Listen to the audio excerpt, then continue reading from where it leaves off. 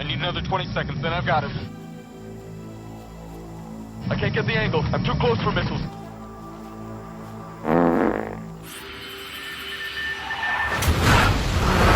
Bingo!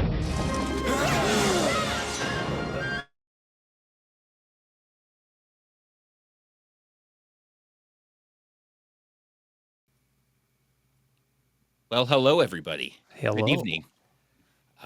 So obviously that was in honor of, I'm not going to call him the original Iceman, because he pitched meetings, that one, like, I don't know, 30-ish years before I took it, but he apologized to me beforehand, and we worked it out, so we're That's cool. good. Yeah. That intro had layers. Well, I had to get Kilmer in there because, he sadly passed. Of course. I had to get, Seagal in there. his stupid little waddle sounds.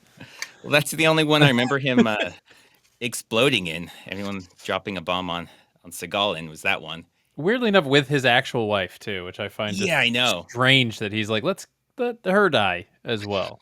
It's so distracting because you're just like, why is she so old in the Seagal movie? Like, she's over 22. Yeah. I've never seen that before. Last 5 minutes of a movie. And then I had to get Street Fighter in there. So of course.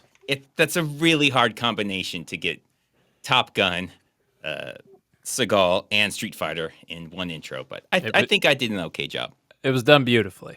Also, obviously, the flatulence, because that's just Seagal. That's how he rolls. It's what lit the explosion. That is, yeah. That's actually what set it off. Today nice. Chuck Rob Norris? Yeah, Rob Norris. That's good. You got it.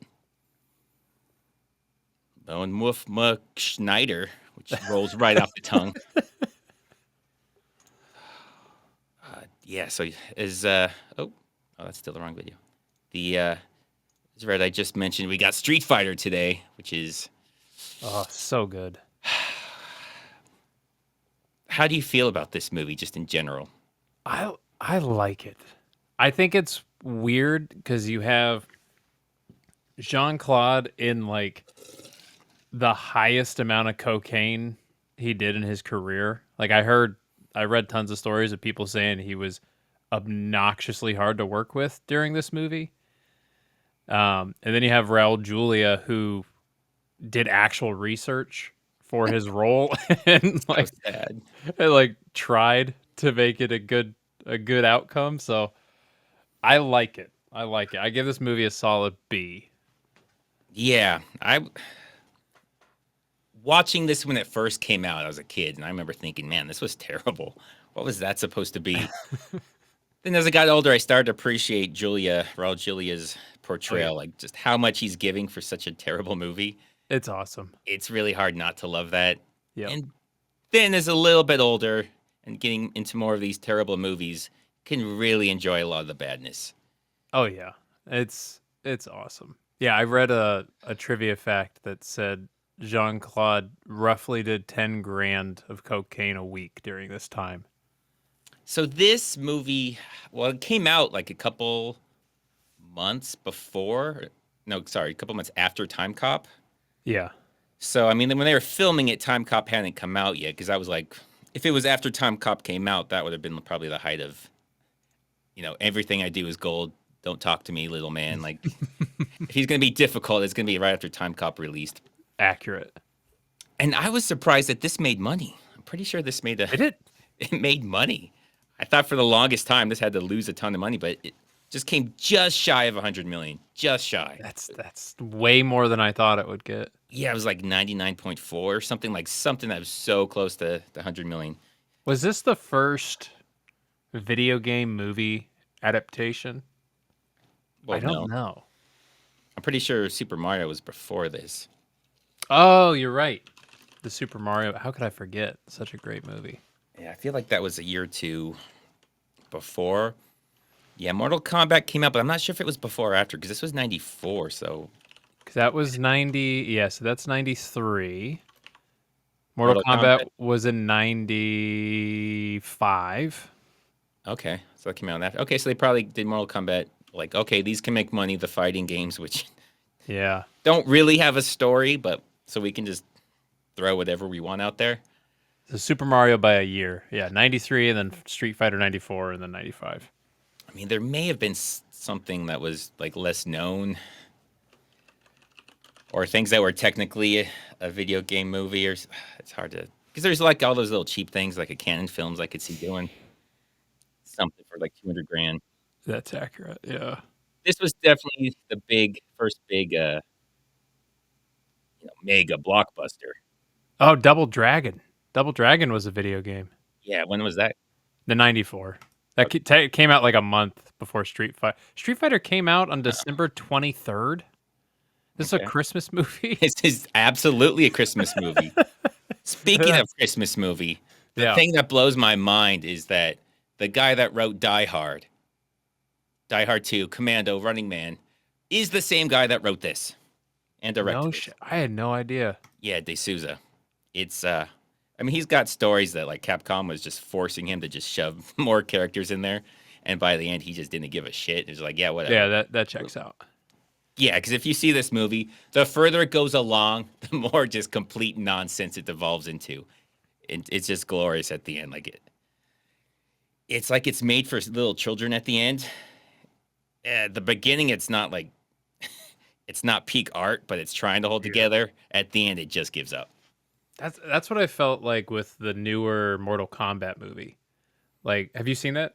I have, and it was just like whatever. Whatever. The first like 10 minutes, 15 minutes when they're fighting at that temple, and I think it's like Sub-Zero and Scorpion or something. It's very forgettable, so I'll just take your word for that. Okay, the first scene was awesome, and I was so pumped thinking it was going to be this like actual gritty, great remake of a movie, and then it just sucked. But there was a good 15 minutes where I gave it like a 95, and then it just fell apart. Yeah. Wow. 95, that's okay. Yeah, it was really good for a Flash. I don't at the end they even do the dumbest shit where they're like, okay, well, we're gonna do the tournament now and everybody's alive again. So like, yeah, no, they brought nothing that happened in this movie mattered in the slightest, because like if you're gonna Resident Evil that, wait till the next movie before you just decide to ignore the first movie. Don't ignore the first movie during the first movie. And they were all clones. Which confuses me, because she has a lot of clones, so why was she the special clone? Yeah. It doesn't. Okay. All right, let's get into Street Fighter. Okay. Let's get into the glory. The civil war in Shadaloo may have reached the turning point. The capital has just fallen. Yeah, so at this point is when I realized I've seen this movie a lot of times, but I have no idea what the plot even is. It is like Mortal Kombat, is it an extremely forgettable plot? Because the plot really doesn't matter that much, because they just do what we're going to do, and every now and then they'll mention these hostages. But I guess Shadaloo is a country that Bison's taking over with like 100 guys total, and he's taking over a whole country. And the capital's fallen. And those are good soldiers, man. You only need, the Spartans did it with 300, so, I mean, they lost that, but, the spirit they won. Yeah. They had a whole movie franchise, so who really lost? They did. Yeah, this is so... Because none of this really comes up later, and even this part, which really confused me. Oh, yeah, they start explaining the plot, and then they just go into different languages, like, well... If you missed the plot, you should speak 7 different languages, because here's 6 more. So catch back up. There's no plot holes. You don't speak the languages. AN forces are consolidating their hold on Shadaloo City today. The way she talks when she's doing that is so like off-putting. If it came out today, I would think it was AI. Because it makes it impossible to just like pay attention to her, because you start zoning out because her cadence is just so odd and slow. Yeah, she enunciates weird parts of the word. It's like she had to do a lot of takes and just like, okay, I'm just gonna say super slow and super clear. I don't care how it sounds, but I'm getting through the script. There's somebody behind the camera who's like, okay, again, and can you enunciate this time? It's like Shadaloo City. It's every time she's like the reporter. It's crazy. They know that defeating the ragtag city militia is one thing. Defeating joining the heavily armed forces of General M. Bison is quite another. Okay, Yeah, now that's that, not. That's, yeah, I don't that like it. confuses me. Who's the city? Who are the city forces? Who are those people? Are It's these just like mall cops and are whose side are they on? Are they just a third side? Was the city just like a sovereign city that had nothing to do with anything, and now they're both like I'm so lost on who that was supposed to be. we don't know. They defeated someone to take over the city, but we don't know who that someone was, and we're never going to mention them again. So just deal with it. Yep. Just some little militia. Like just a militia. Oh yeah. Apparently the costume designer for the Bison costume was a different person, and they demanded their own credit. I don't know. Considering he looks like a Nazi mixed with like Benito Mussolini, like I don't know if you should be wanting to be singled out for making that costume. Well, because the very next thing they show is like the actual costume designer. So they want you to know. Or maybe Deborah was like, let them know I did not put together that red I did Hitler not do costume. that. That was not me. That's probably more accurate. Yeah, they're like, okay, I please have separate me from that. never seen or heard of them.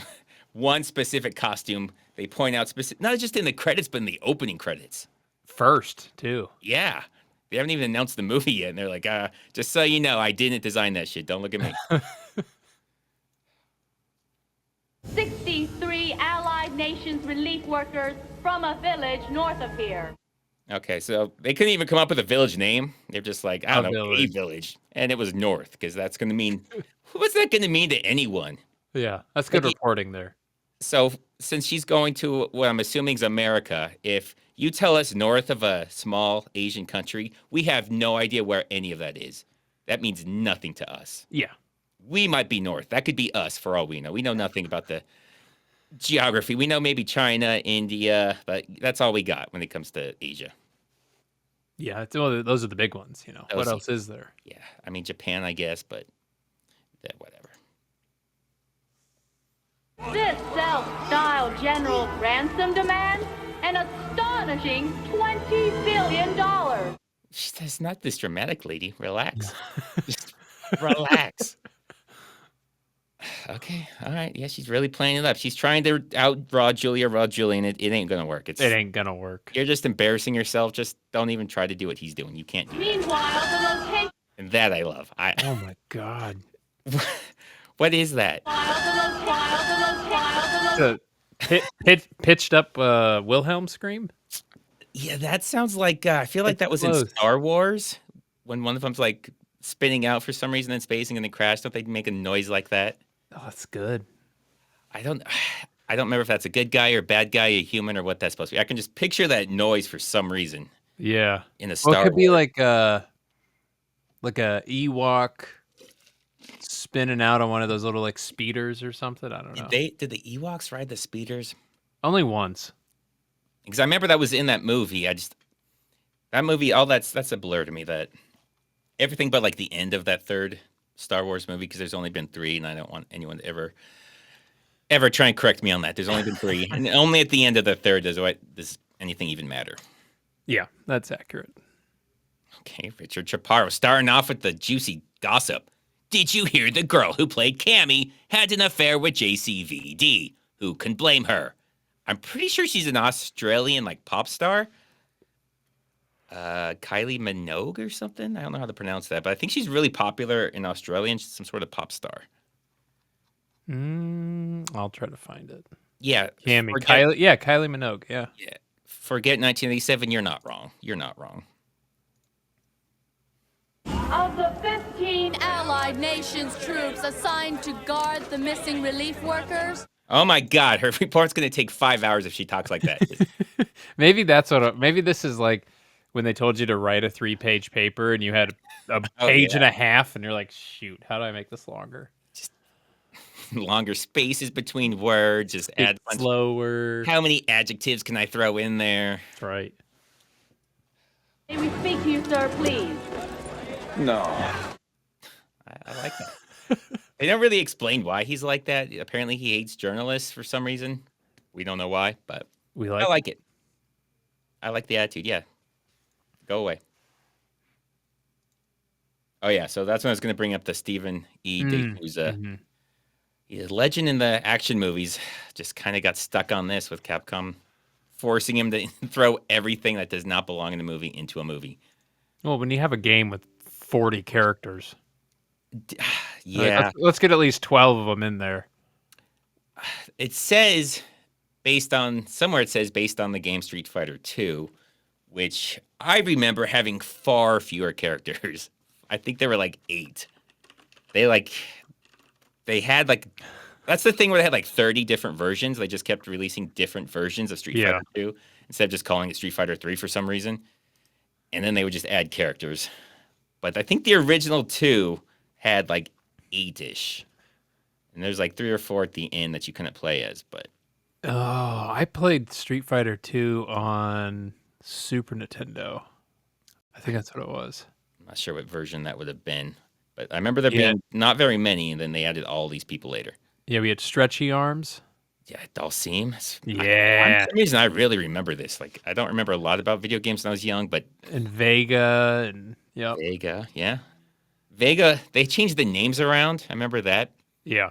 Bison was supposed to be Vega, but they were blatantly ripping off Mike Tyson with M. Bison, so they didn't want to get sued. So 100%. I know. We'll just musical chairs the names for some reason. But I do want to talk to someone. That bastard Bison! Oh, he's so good. Even just him looking out like, oh, he wants to talk to me? What, motherfucker? Just the eyes. I love it. And just everything about this is already so absurd. He knows for a fact that Bison's watching the news right now. I mean, he's trying to overtake an entire country and a shopping center. Build a shopping center. But yeah, he's watching the local news in English. Sure. I know you like to look at yourself on television, you sick son of a bitch. So look at this. Again. But again, if you think about it, he's not watching himself on television. He's watching you on television. Yeah. How do you know he's watching because he watches himself when you're not him? Like, none of that makes any sense. And, like, I miss this move. You never see that anymore. No. That was like TV would do it because I guess you couldn't give the middle finger on TV or something, or might make it R-rated. So they were seeing this all the time when I was a kid. I was like, it's the same thing, but they can do it. I also just realized Raul Julia looks an awful lot like the little angry head chef in Ratatouille. I mean, reverse it around, like the little. I guess the chef looks like Raul Julia. Oh, there we go. That's probably based on Raul Julia if they're smart. Dude, he looks just like him. Yeah. I mean, plus he came off of Julia came off of 2 Addams Family movies.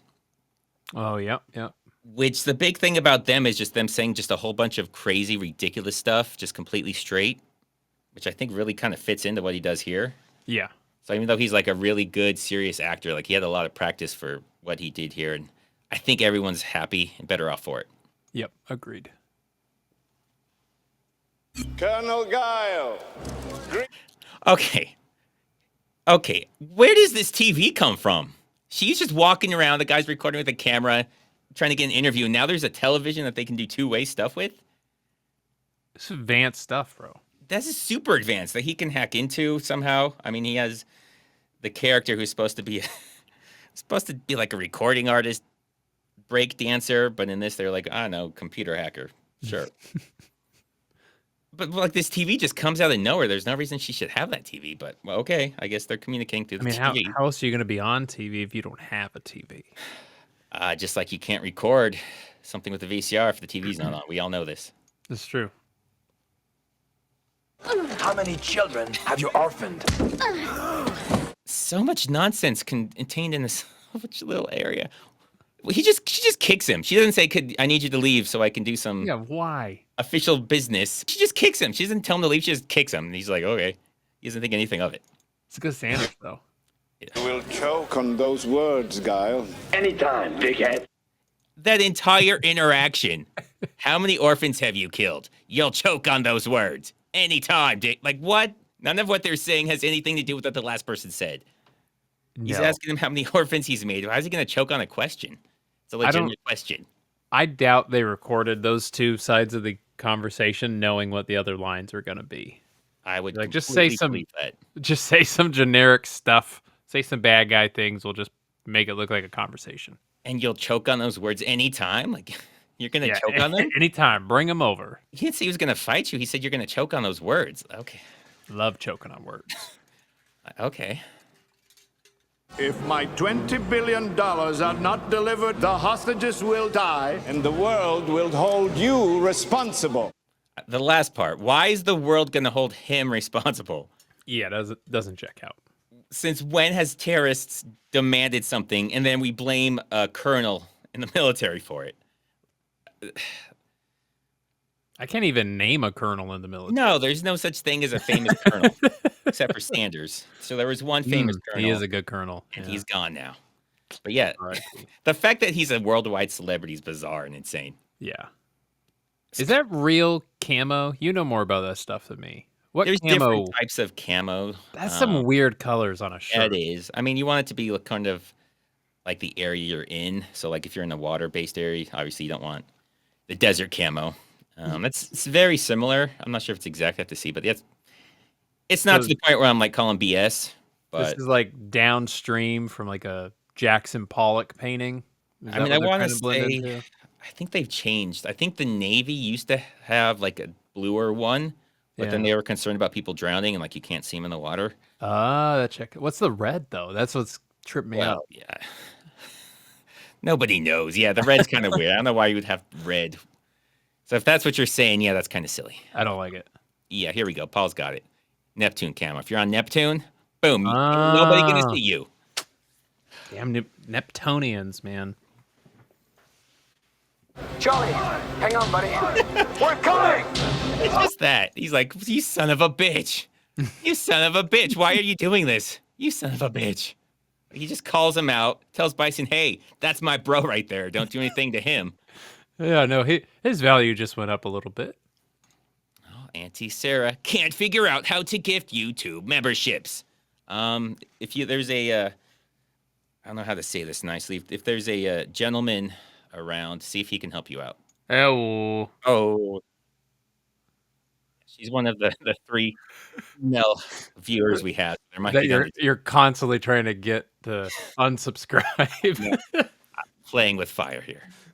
Charlie, take him to the laboratory. I love how they just hit him with a gun for no reason. Here we go. That's what you do to hostages. There you go. Thank you, Mr. Hawk. Some instructions. Yeah, I don't know why they hit him. I don't know what the masks are.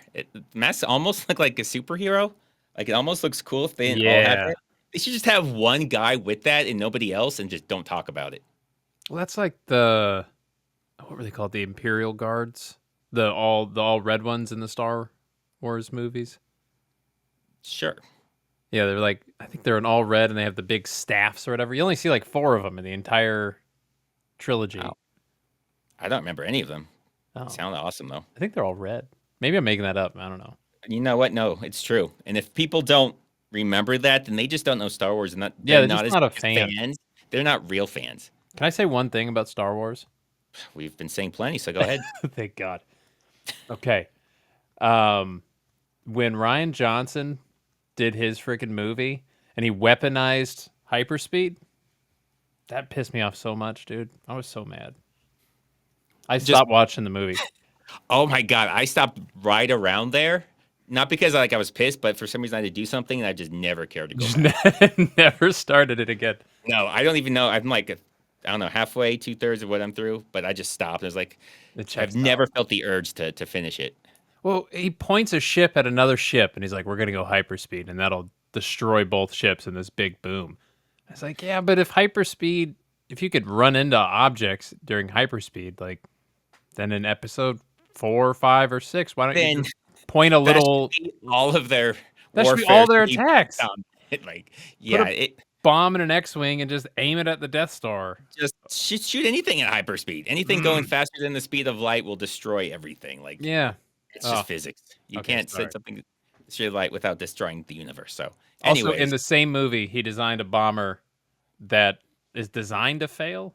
They did a bombing run, and there was like 80 ships, and one got through. And when it dropped its bombs, it killed itself too. Like it's Wow. garbage. It's awful. It's hardcore.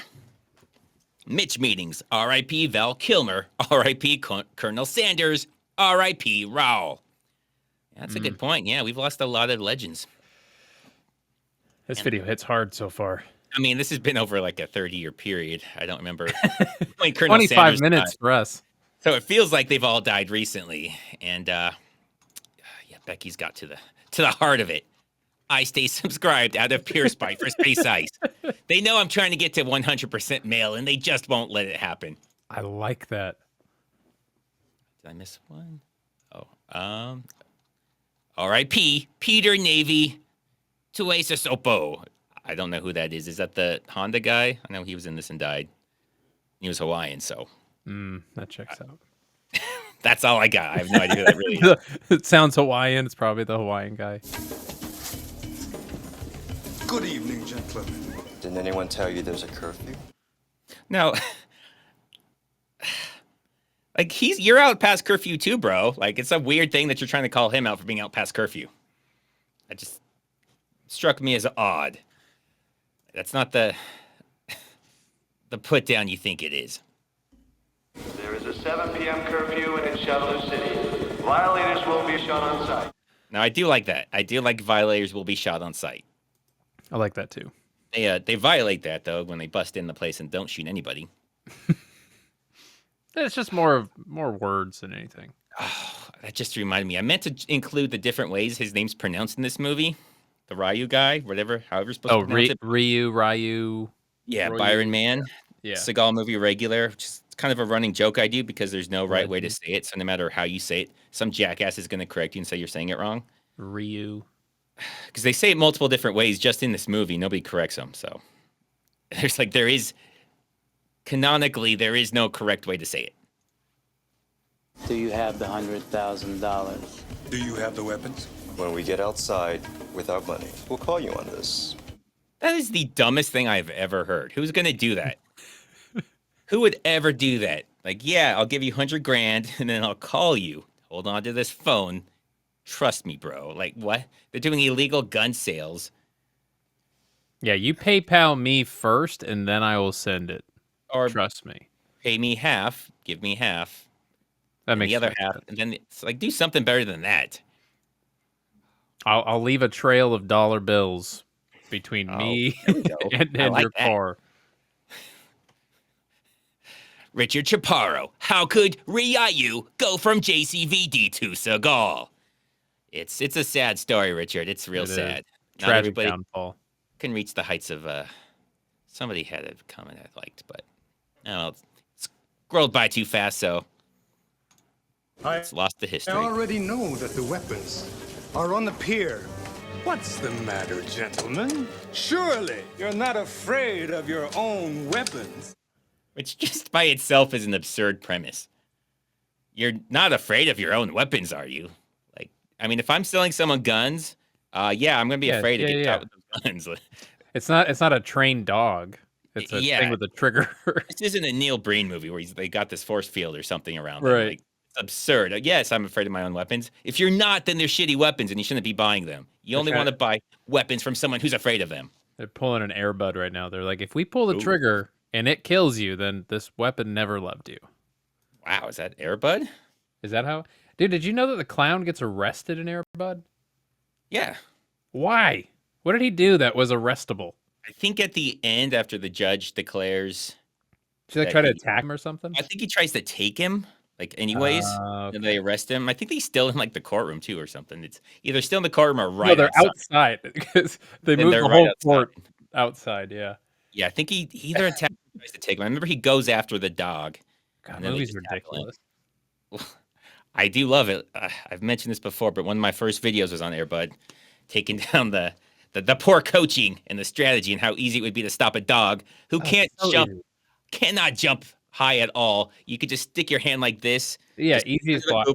Hand like this, and you'll block every shot he can do. He also only scores like 10 points in the whole movie, so how good is he really? It's really hard to say how that... because they do that thing where they like shoot like a montage. You keep scoring, but yeah, you only see like 5 baskets. Yeah. But then they have like 98 points, and you're like, okay, Like, something happened. from. Like, what the hell is that? But, so it's unclear if we're supposed to think he's just draining them nonstop from there, which anyone can make a shot from right there. That's like it's like way closer than a free throw. It's like, wow, this dog can do the thing that's equal to layups. Wow.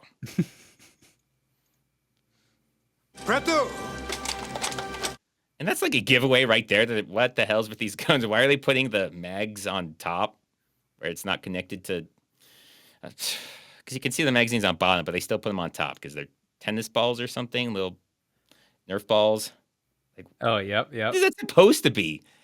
Like we're supposed to, as the audience, we're supposed to think, like, oh no, they're loading their guns, but that doesn't look like they're loading their guns. I don't know what that's supposed to look like. That's how you load a paintball gun. Oh man, we're getting a lot of hold on, we got some Airbud stuff. Okay. Daraj. Did the dog hit the ball with his nose? Yes, it's a dog. That's how they shoot. They hit it with their nose. Yeah, they have a kid dribble down court, and then he stops, turns around, lightly tosses the ball in the air, and then the dog scores the basket somehow. Yeah, that's why my video was basically just play a zone defense. It's very defendable. If you just have a guy in that area, that dog will never score. But they never thought of that. So I put most of the blame on the opposing coach. Yeah, I would too. That's embarrassing. Now, I like Becky's idea because I think she's trying to...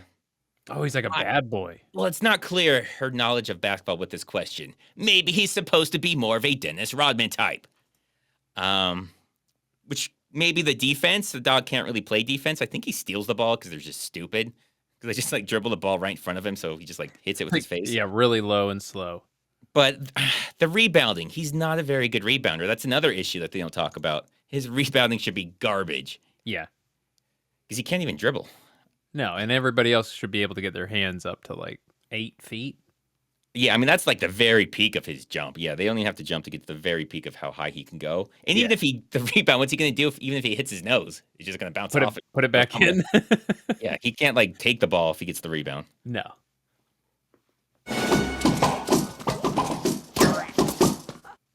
And yeah, so the fact that they're Nerf balls just makes it even more confusing. Why put the weapons there at all?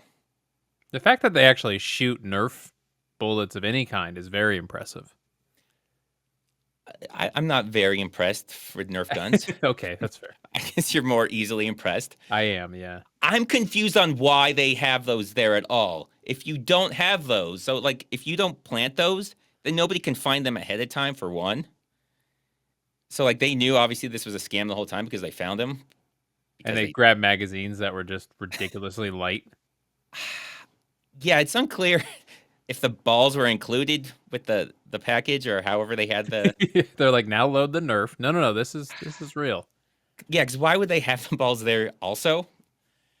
But yeah, if they don't have that, then they can't find it. You just be like, where is it? Well, we don't know where it is. We can't find it. We ain't seen them put them anywhere. But if you see them put a chest down with a bunch of toys in it, like you're just creating a needless way for them to find you out. Just none of that makes any sense. But neither does any of this movie. So this is one of the... I was gonna say we're 10 minutes in. There's a lot. I think we're 7. I don't think we're 10 yet. God. I like my games live and in living color. What does that mean? It's a TV show. Jim Carrey's? He talking about Jim Carrey? I like Jim Carrey on The Living Color. I think The Living Color is very underrated. It doesn't get talked about enough. That was great. Homie the Clown was classic. Fire Marshal Bill was classic. Yep. Whatever his like Jim Carrey's like Xena. Remember there was some sort of like warrior. I think it was supposed to be a female that he was playing. I don't know if you guys recall that. That always creeped me out as a little kid because I was super young then. Oh, you're saying the Mistress of Destruction. If that's what it was, yeah. I just remember it being... The bodybuilder looking female bodybuilder.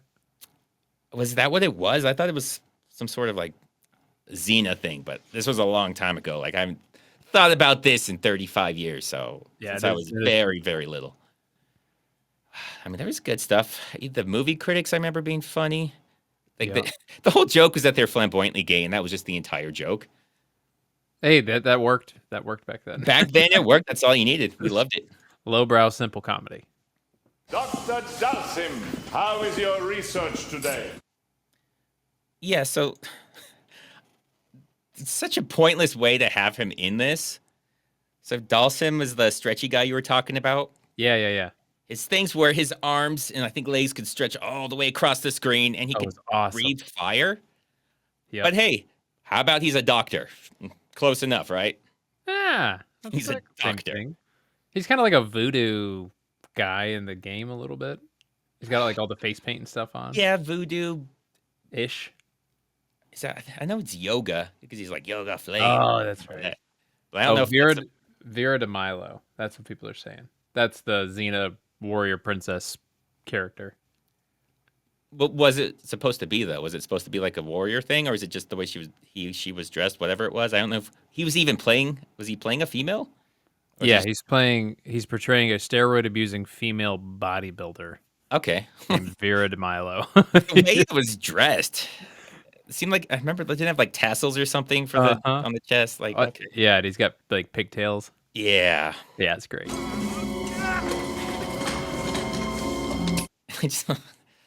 There's no way these things really exist. Why would they have DNA mutagens like anabolic plasma? Use extreme caution. We put it in a plastic bag. Yeah, usually they put names of what they are, like the actual drug names themselves, not just it's mutagens. Warning: toxic at high doses. Cool. Thanks for that.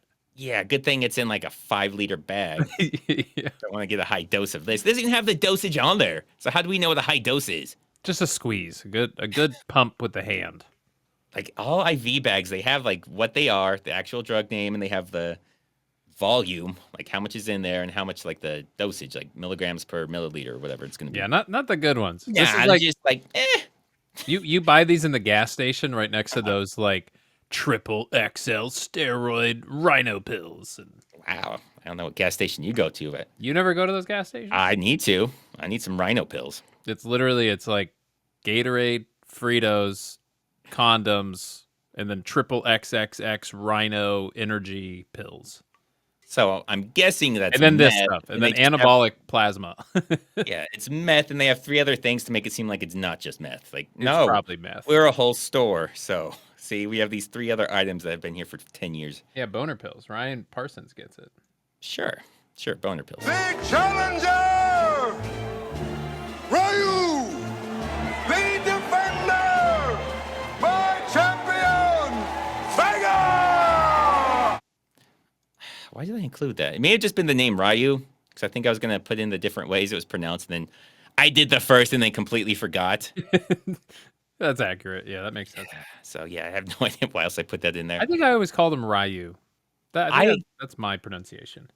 I think I started calling him Ryu. Then I think my dad, for some reason, said it's pronounced Rue. Like, they pronounce it more like Rue? Which I've heard. Like, the real way to pronounce it, supposedly, I don't know if anyone here speaks Japanese or is Japanese, but there's like a sound we don't really use in English. And it's something like that is the right way. So Rue's like really close, but there's like a sound we don't use. That's the actual way it's usually pronounced. But like I said, I've heard 10 different ways from 10 different people. So I just called him Rue for a long time. Because I think that was the same character as like Ninja Gaiden, right? I think that's where I first got that from. Yeah. Because I remember being a little kid and my dad could like beat that whole game and that like blew my mind. Ninja Gaiden. Like you got through that whole thing. I didn't think that was possible. The game is hard.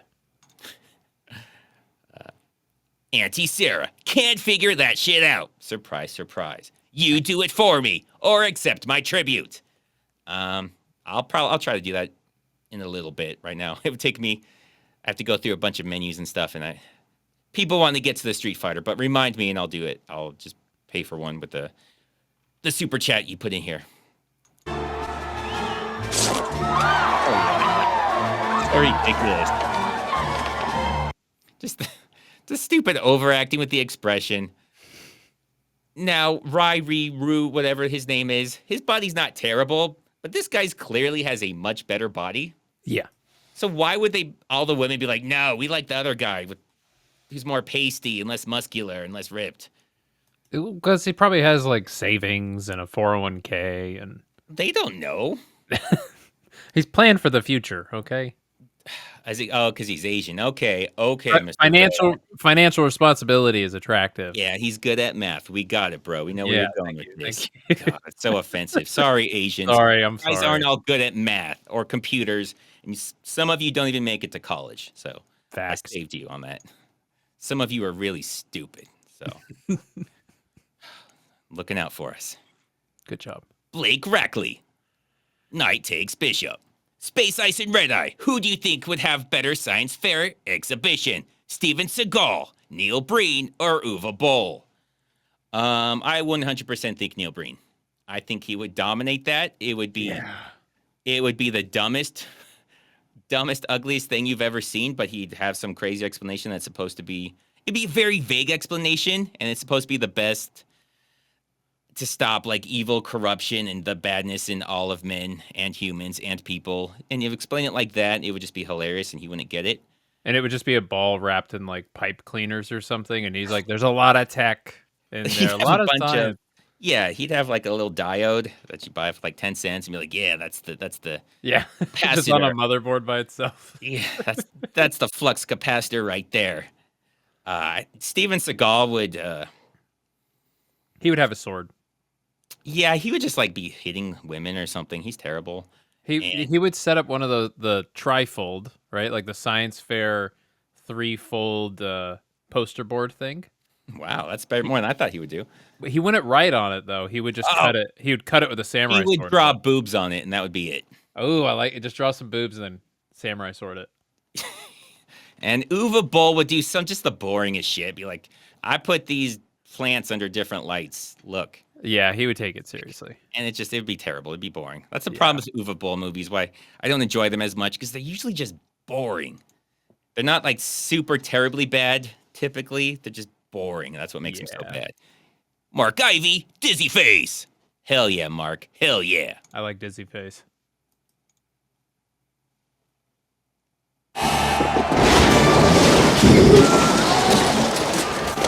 You're all under arrest.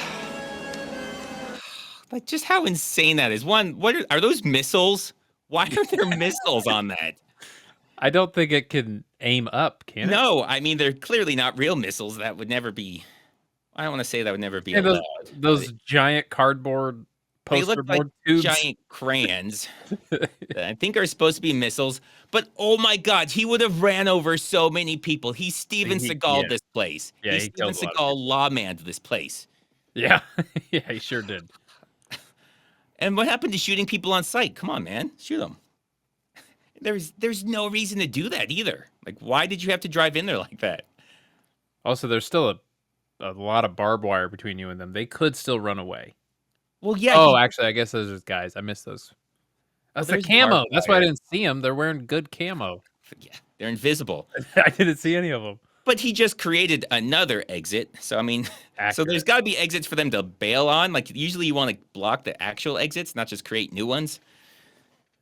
No. It's like a teenager house party when the cops show up and they're like, everybody stay still. And you're like, well, they're a cop. I got to listen to them. I guess all 40 of us are going to line up and take our minor in possession here.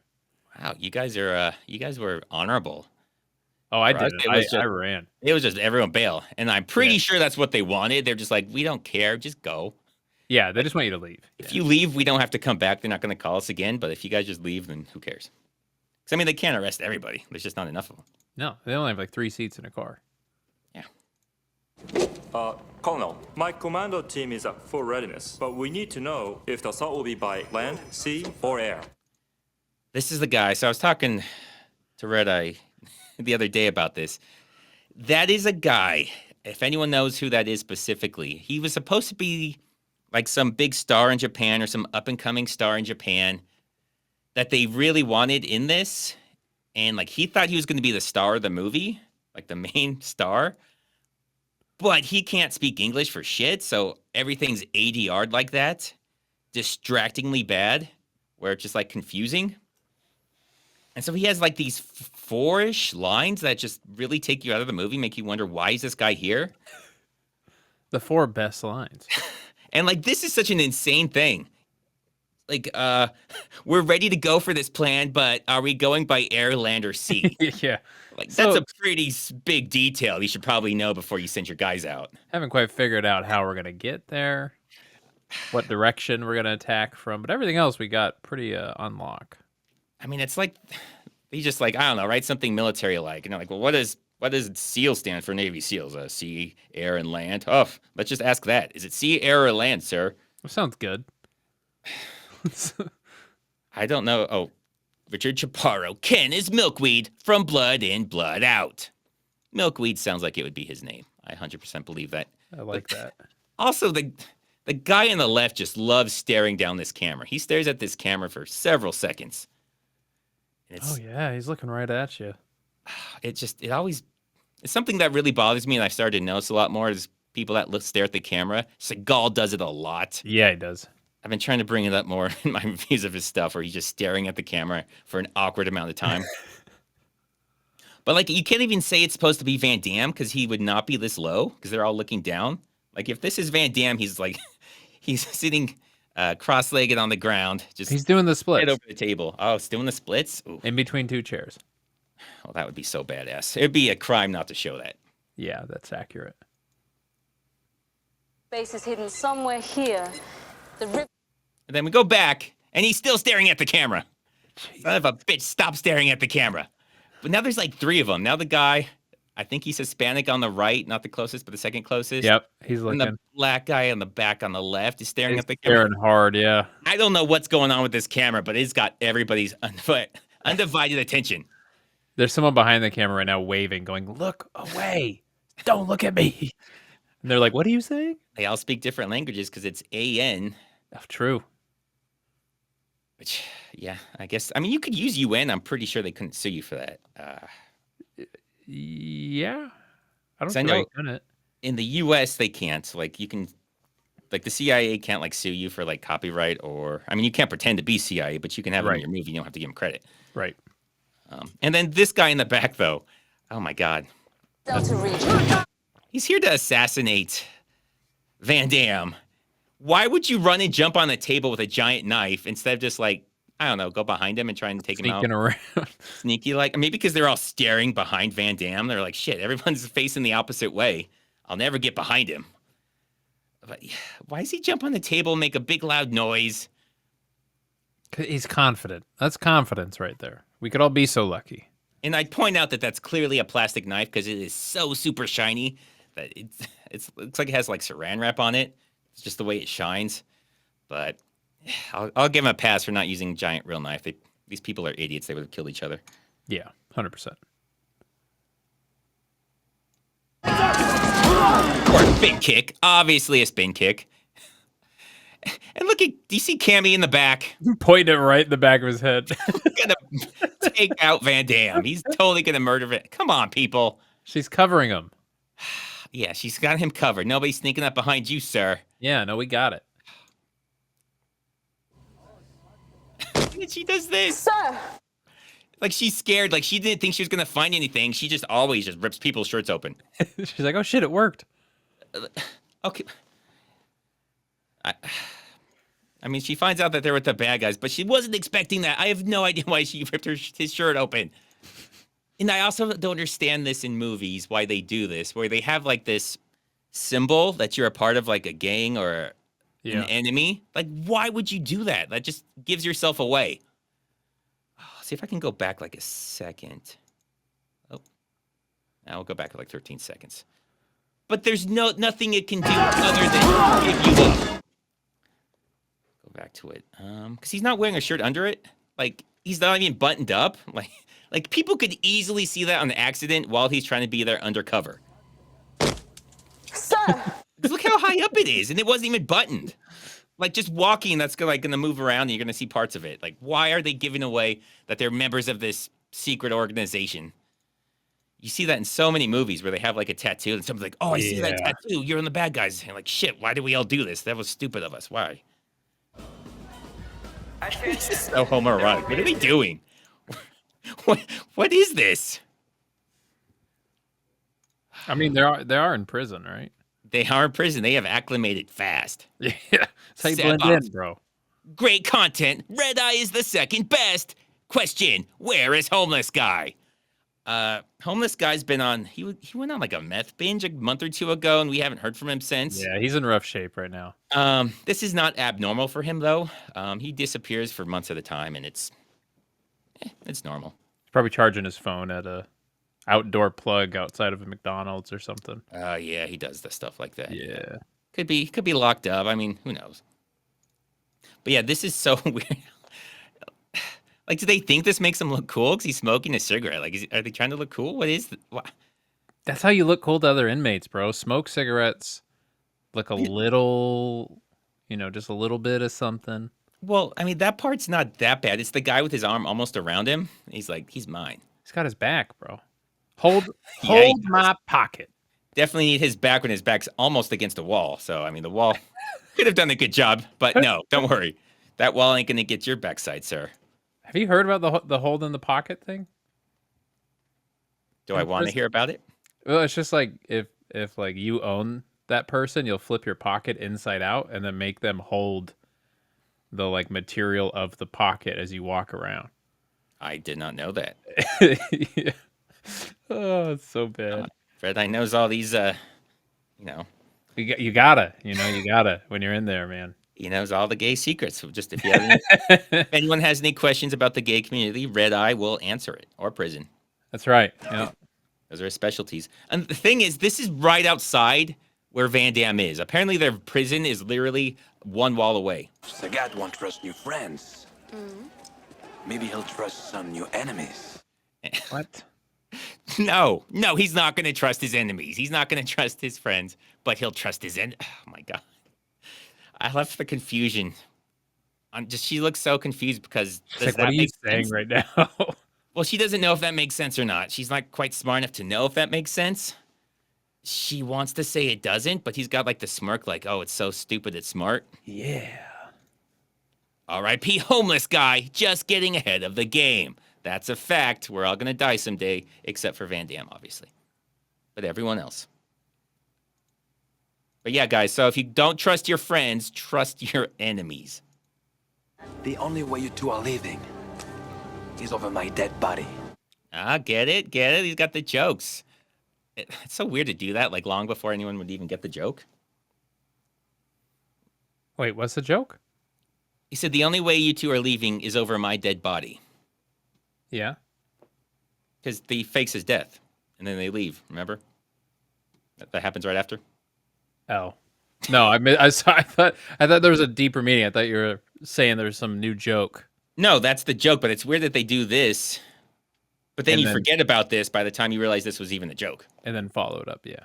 It's like they should have done it closer together or something. Like, it's just so weird to do it. If you thought Street Fighter had continuity in their scenes...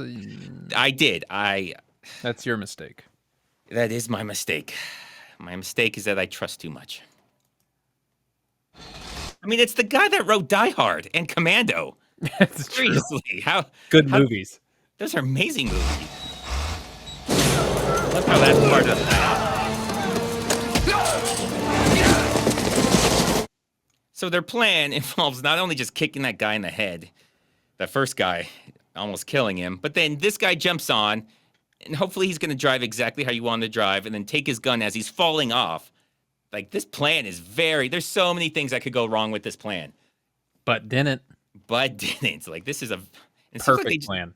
They didn't practice this or anything. Just, like, talked about it once, and then they go. This is some Fast and Furious level planning here. Yeah. That guy, Kurt Russell, was right off set. Oh, Mr. Nobody was there. He was there. He saved everybody. Makes sense.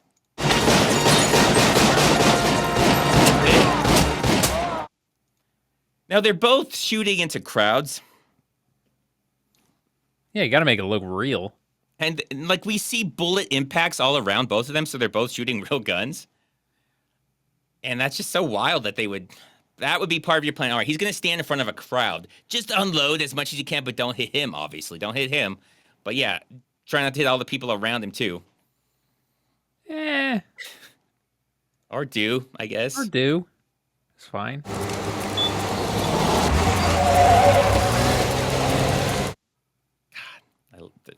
kind of really pointless. That whole roll. Unnecessary rolls. Did not need to do that roll. Like, that was not going to hit you, and rolling's not going to stop a car anyways. If it's going to hit you and you're just going to roll into it, you're just going to roll under the tires. That was my favorite thing about watching like old school Power Rangers.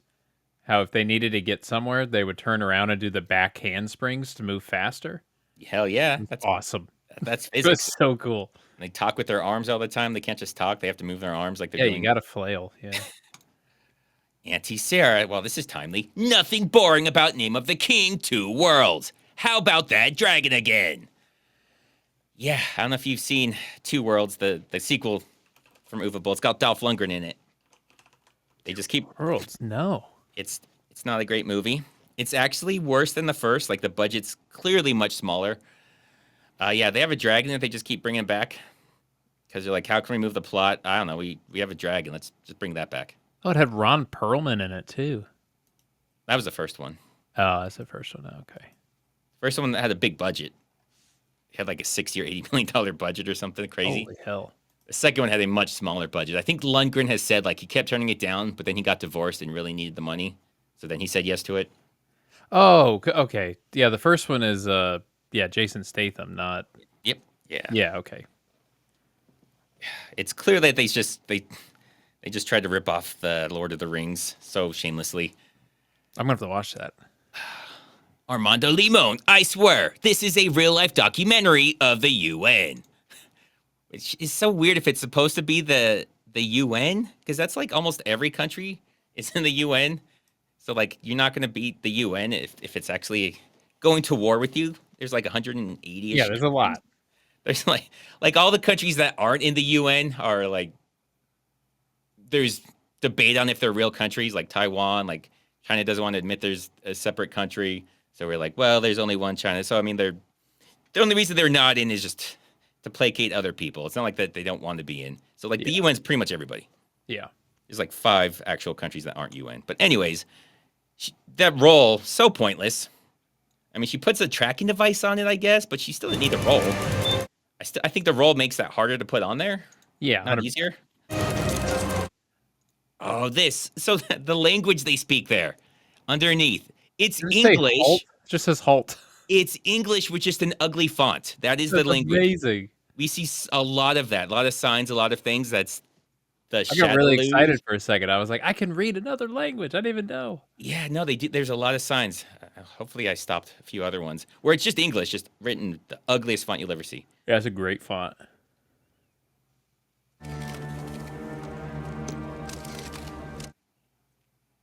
Don't look too closely. Well, he's definitely dead. I forgot why, if there's something I want to say here. Yeah, he's dead, whatever.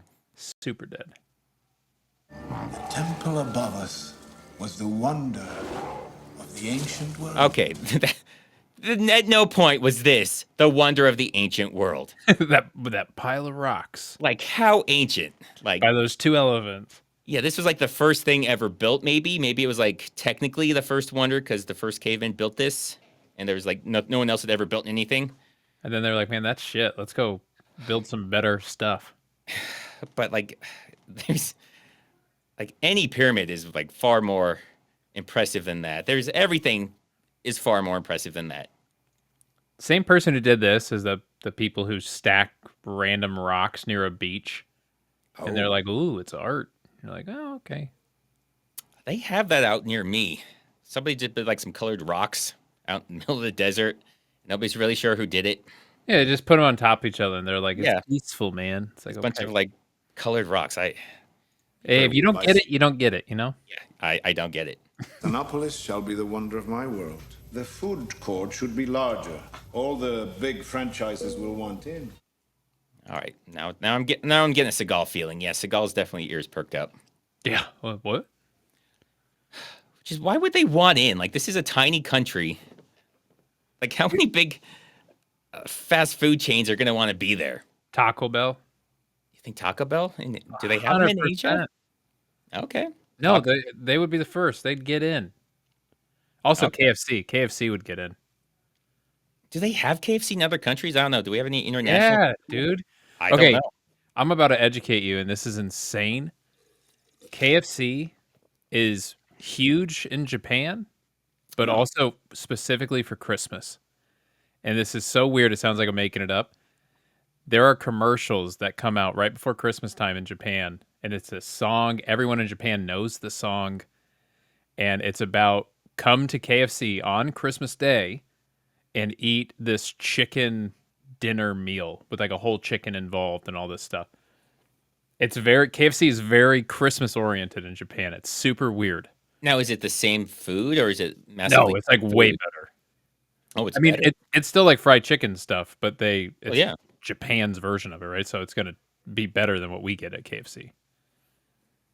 I'm trying to remember. I went to Brazil recently, and they have like their Americanized fast food that is just insane and terrible.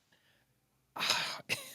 Man, I should have thought about this before I started talking, but I forgot exactly what it was. But if I remembered, it would have been a good story if I come up with it. I liked that. Yeah, no, I actually was really like funny. These little like hot dog looking things, along with almost like a patty of like a hamburger patty that's supposed to be a steak. It's like these 3 little hot dogs, and that's like supposed to be some meal. That was like a breakfast meal. Like, this is America. This is what they eat in America every day. Well, because I was at like the Brazilian airport, so I was kind of stuck there, so I had to deal with something there. Yeah, and, like, that's what you had to deal with, and it was just all of it was terrible. It tasted awful. Yeah, I dated a girl from Japan for a little while, and she thought like on Christmas I was gonna go hang out with her and her family that she was staying with, and she was like, "Oh, we can go eat KFC." I was like, "What the hell are you talking about? Like, we don't. That's not a thing." And she thought everyone in America ate KFC on Christmas because that's how they promote it in Japan. Is like, go do what the Americans do and eat chicken on Christmas. And I was like, wow. it might be open, but I was like, if you really want, we can do it. And they were open, and we went. Open? Yeah, we ate. Wow. They didn't have anything special, obviously, but there was us, this other this Japanese couple that looked sad as shit looking at their like horrible fried chicken, and then this dude dancing with his crack pipe. Like I kid you not, he was just dancing around the restaurant with his crack pipe like it was a lady. And I was like, yeah, this is about a lady? No. It was a guy, like, you know, like the old school style dancing, like ballroom dancing. But he was like ballroom dancing with his crack pipe, like he was holding it as if it was a person. Oh, okay. Yeah, like it was like his partner in his dance, and that's what I would expect from a KFC on Christmas. I was like, this is very accurate. Not what I would expect from a KFC in Christmas. In the States. Yes. Well, I don't. Maybe I live in a different area than you. I try not to go to those areas where that would be something you expect. Yeah, it was not surprising.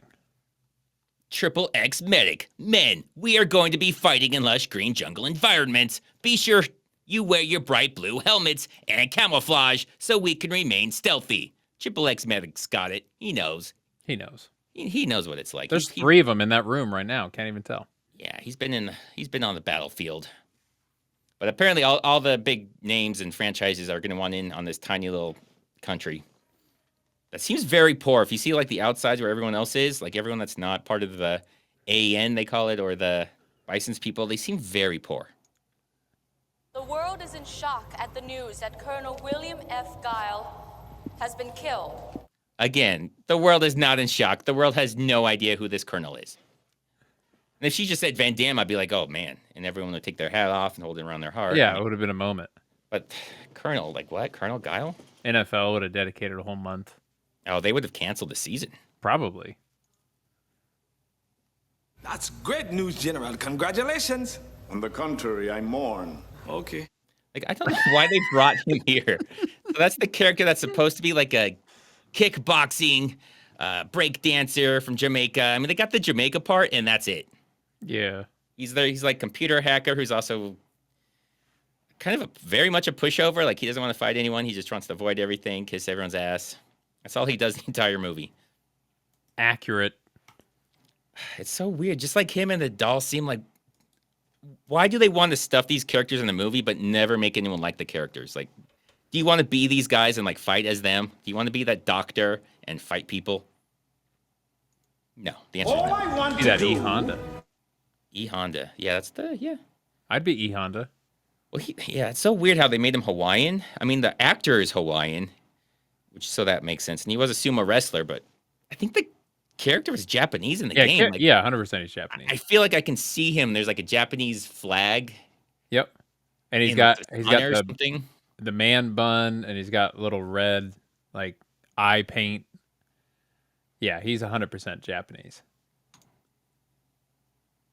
Oh, Slimy Zombie. As someone who lives in the hood, Red Eye rendition of KFC in the States is spot out. That's why he's the GOAT. Damn straight, Slimy. He meant to put S-GOAT, the second greatest of all time. So S-GOAT. All right. I'll go correct for you guys. I went to a KFC one time in Harlem that had bulletproof glass in between the person that you take the order with and the people ordering the food. And when I went in, I ordered, and then this lady after me came in and started like pushing the glass and screaming that she didn't get enough chicken in her meal. Yeah, it was crazy. I should stop going to KFC. I think that's what I'm gathering with all my stories. My grandfather loved KFC, and he lived in the ghetto. It's better in the ghetto. Well, cause when he moved there, it was like, it must have been like 70, 80 years ago. Like, he moved there when it wasn't the ghetto, but it was the ghetto then. And we'll just say, I mean, he'd be in his hundreds right now, so he was very old. And we'll just say he was set in his ways. Yeah. That's just all I'm going to say about his attitude. He loved KFC, and I did not feel comfortable going to KFC with him. But that's all he would want to do. If I would visit him, all he wanted was KFC, so I'd have to talk him into, let's bring it back home, Grandpa, let's go. Let's not eat out in public, please. Yeah. And he was hard of hearing, so he would say everything really loud, like, no. Let's go out. Let's not.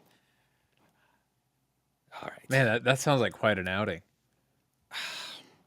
Yeah.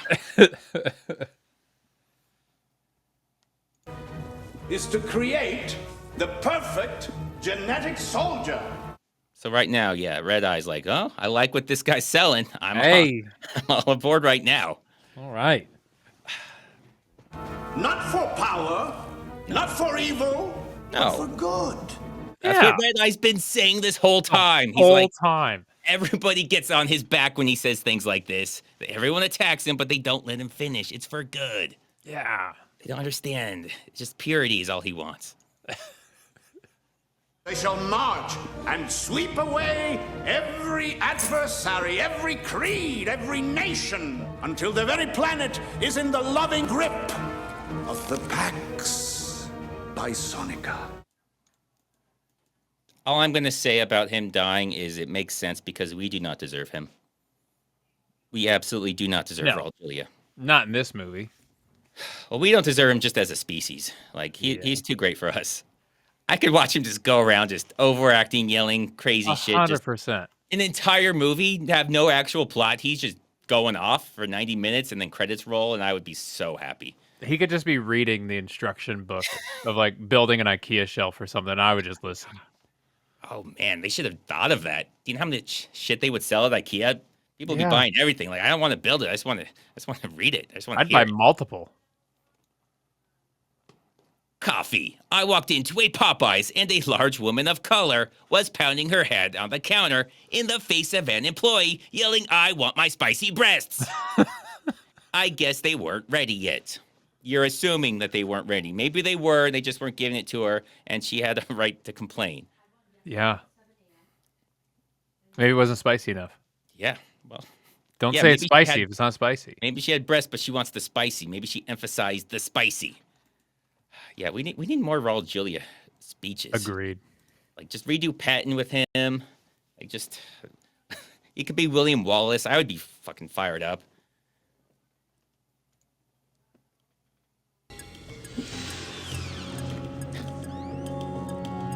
This is so absurd. She breaks into the morgue just to... Oh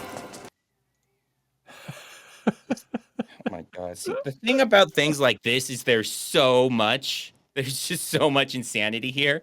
Like, he's still in full uniform? He's just been laying there the entire time. It's nighttime. So he's been laying there for many hours, not moving. With no one in the room. For no reason, because there's nobody there. He could have left hours ago. It's absurd that he's still in there. Second, he knows her. She's a journalist. The Cammy girl said He hates journalists. So why would he like give himself up to a journalist who might report this? Like he's faking his death. Why would you come clean to a reporter? The worst possible person to do this to. Not only is she a reporter, but she broke in to a military base. That is so insane. Like, you should think she's an enemy right now. But I guess he was like, well, I guess now it's time to get Now's the moment. I've been waiting for a jump scare, and no one's showed up for 3 hours. Yeah, it's like Arrested Development with Tony Wonder. I don't know if you ever saw that. Yeah, oh yeah. Waiting in the dumbwaiter for like 4 hours for someone to say Wonder. God, it's so funny. He got it from Van Damme. I guess Van Damme started it. But you may not have noticed. Watch this. Remember Hard to Kill? Uh-huh. If I didn't give you an interview when I was alive, we'll get to that no in a way minute. I'm gonna do it when I'm dead. Then why did you show her you're alive? Like, none of that makes sense. Yeah, you could have just stayed dead. I get to the next part. Now remember Hard to Kill. Wake up. Oh, no. Please wake up. Like, why does she stare at his junk? Oh, no.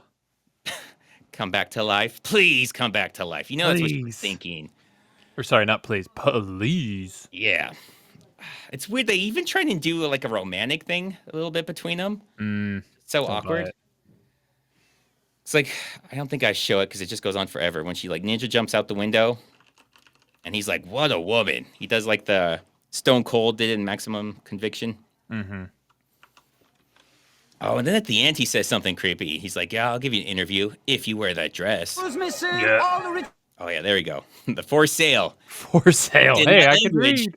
Just the ugly font language. That's all they know. National equipment. You had your own warhead. 1972 turbo fan chopper, like new. I mean, so I like what they did here with the kind of like a shady used car salesman, but for like military things. And the last thing is like an actual nuclear warhead. I mean, not a real one, but that's what it's supposed to be, like an actual nuke. So that's kind of wild that they have those, but arms. They're all arms. All arms? Oh, Red Eye.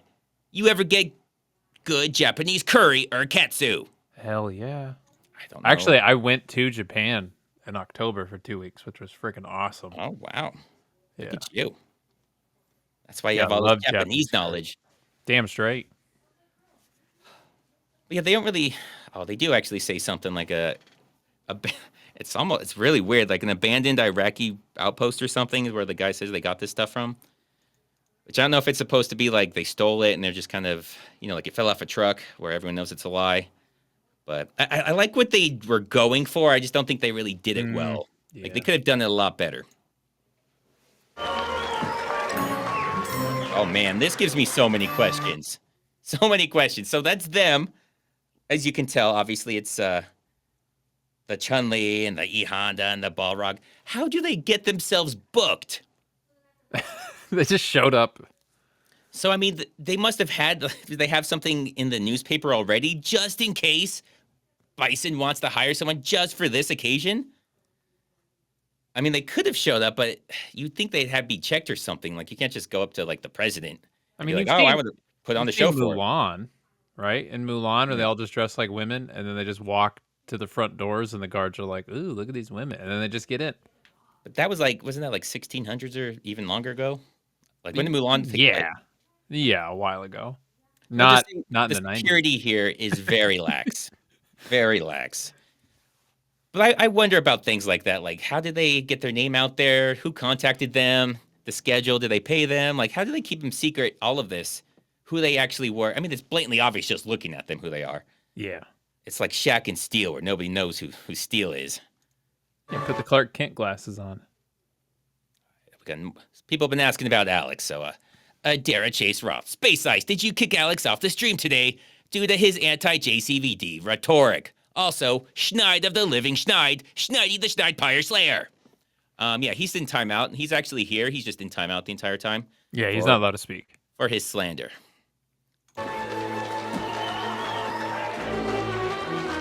Another question. So they're like a magic team? Like they have these magic tricks? When do they do the magic tricks? So, I mean, they have to practice this, right? Like, this isn't just a on the spot. I don't know, fucking cut it in half. I don't know, I'll disappear. Like, this has to be something they train for and practice. Maybe it's just a hobby, and they all just coincidentally all like the same thing. And it's just something they do after work, just the way to relieve stress. Okay. Something I just noticed today doing this, Capcom on the top. Yep.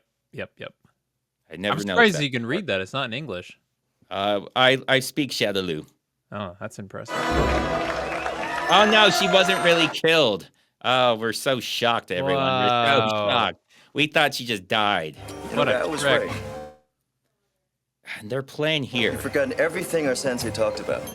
So their plan depends on him looking at her smiling at him, and him just following her like a creep. That's what their entire plan rests on. All these plans seem very implausible. They're all on ice, yeah. There are so many like failure points that they should fail on, but they just somehow don't. Oh yeah, because it also has the Roryu also has to just chase him out of there, or the plan doesn't work either. Is this a joke? Doesn't look like a joke to me. Some good money looking. Yeah, it's red. Every Bison dollar will be worth 5 British pounds. For that is the exchange rate the Bank of England will set once I've kidnapped their queen. I'm not an economist. I don't know if we have any economists here in chat. Is that how the economy works? Yeah, you kidnap a queen and then you just tell them what it's worth. And just the world's like, okay, one of your dollars is worth 5 British pounds because you. Is that how anything works? Why don't we just kidnap the queen then? So Dave and Buster's does it. They kidnap queens? Yeah. How do you think the dollar bills at Dave and Buster's are worth any money? Do they not have real dollar bills at Dave and Buster's? No, you got to buy their like play. You convert your money into their money, and then you put that in the game. I thought it was like cards. Don't they have like digital cards? Well, yeah, it's cards. Yeah, but it's got their coin on it. And they kidnap the queen. That explains a lot. And they kidnap a queen. Oh, sons of bitches. Like, she's not even the one in charge anymore, so you think they go after the king. True. You're Edmund Honda, the sumo from Hawaii. You almost made Yokozuna. Until the Shadaloo Tong destroyed my reputation. They did the same thing to me in my boxing career. No follow-ups, please. Don't ask us why. They just move on. Why is this warlord fucking with his sumo career and this guy's boxing career? Is that just something he does also on the side? He's got tons of time. I just like to screw over athletes. I just like to derail their career somehow. Not even like, how did he derail your career? What did he do? Besides the why, the how, and the why, no follow-ups. Nobody's asking. I'm very curious. Both of those are very interesting questions. Yeah. And I would love to hear Raul Julia just deliver why. Agreed. It doesn't matter what's written, it'll come off awesomely. It'll be better. It'll make sense. That's always bothered me. Since I first saw it, I was like, why does he care about his boxing career? He's got layers to him. Why doesn't he recognize him if he did that? Yeah, Chad's got it. These terrorists are fucking petty. They are so petty. Oh, it's like a whole China thing. Like, they probably said one thing about Shadaloo or Bison. He's like, okay, well, we're just going to shut you out now from everything. We're going to ruin your life. That's right. It's like a Call of Duty chat room turned into a terrorist organization. I know they have those, but I can just picture what a Call of Duty chat room would sound like. Yeah, you don't. Yeah. I picture a lot of little kids and a lot of profanity. A lot of bad words very quickly. Lots of details about your mother in there, I'm sure. Tons. They know so much. Death are going to be blown sky high. Like, they didn't even have her say the word sky high. This thing goes on too long for me to do copyright reasons, but like, she's actually talking, it looks like through most of it, but then when she says sky high, her mouth just stops moving. Sky High. That's a good movie. You've seen Sky High? Is it about a high school? It's like, yeah, the superhero high school with, I think Kurt Russell's in it, right? No. I mean, I haven't heard about it or seen it. Yeah, it's Kurt Russell. It was like a Disney Channel movie. Yeah, I was going to say his Disney days when he was like the computer wore tennis shoes. Yeah. Those, man. Great movie. But again, if they don't do this, which I think is live, it's supposed to be live, which makes it even weirder that her mouth wasn't moving when she talked. Like, you could get away with it if it was pre-recorded. But why are they warning them that they're going to blow them up before they do it? They give him such a big warning, and they show him how they're going to do it. It's layers, man. A lot of layers. I see that. It's like, Happy landing. they see him getting the bomb. They see the truck. They're like, huh. Change the channel. Ugh. Best line of the movie. That is, I think, the one joke that's legitimately very funny that actually is supposed to be funny. Yep. There's a lot of things that's funny because it's a joke, but it's so stupid that it's funny. But that's actually clever, and that's actually a good joke. Yep. I like that. I think it's the only time they do it. Yep. Like, even Raul Julia stuff is just awesome because it's Raul Julia. It's not, like, well-written or anything. Like, even this Tuesday thing, I think if anyone else delivered it, wouldn't be nearly as cool.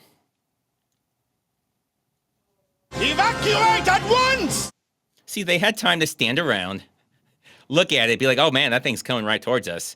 The guy had the time to make a joke, and everyone was like, yeah, you're stupid. What are you thinking? And then he's like, oh, wait, we should probably leave. And then they have plenty of time. They just, like, walk out. Okay. Thank God. He doesn't even get into the tent. Takes the trucks. Okay, yay. Oh, God. I forgot about this.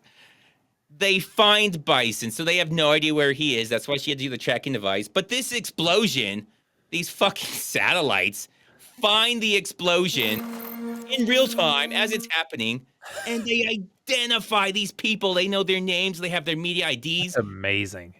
While the explosion's still happening, there's still a fire there, and they've already had these people's IDs that they can see. The amount of fireworks shows the satellites falsely identified and just sort of ripping off people's driver's license.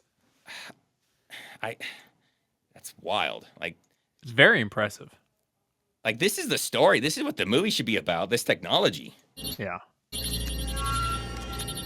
Look at this. Technology of East. Man, that's good. Look at this. It has multiple angles. Yeah.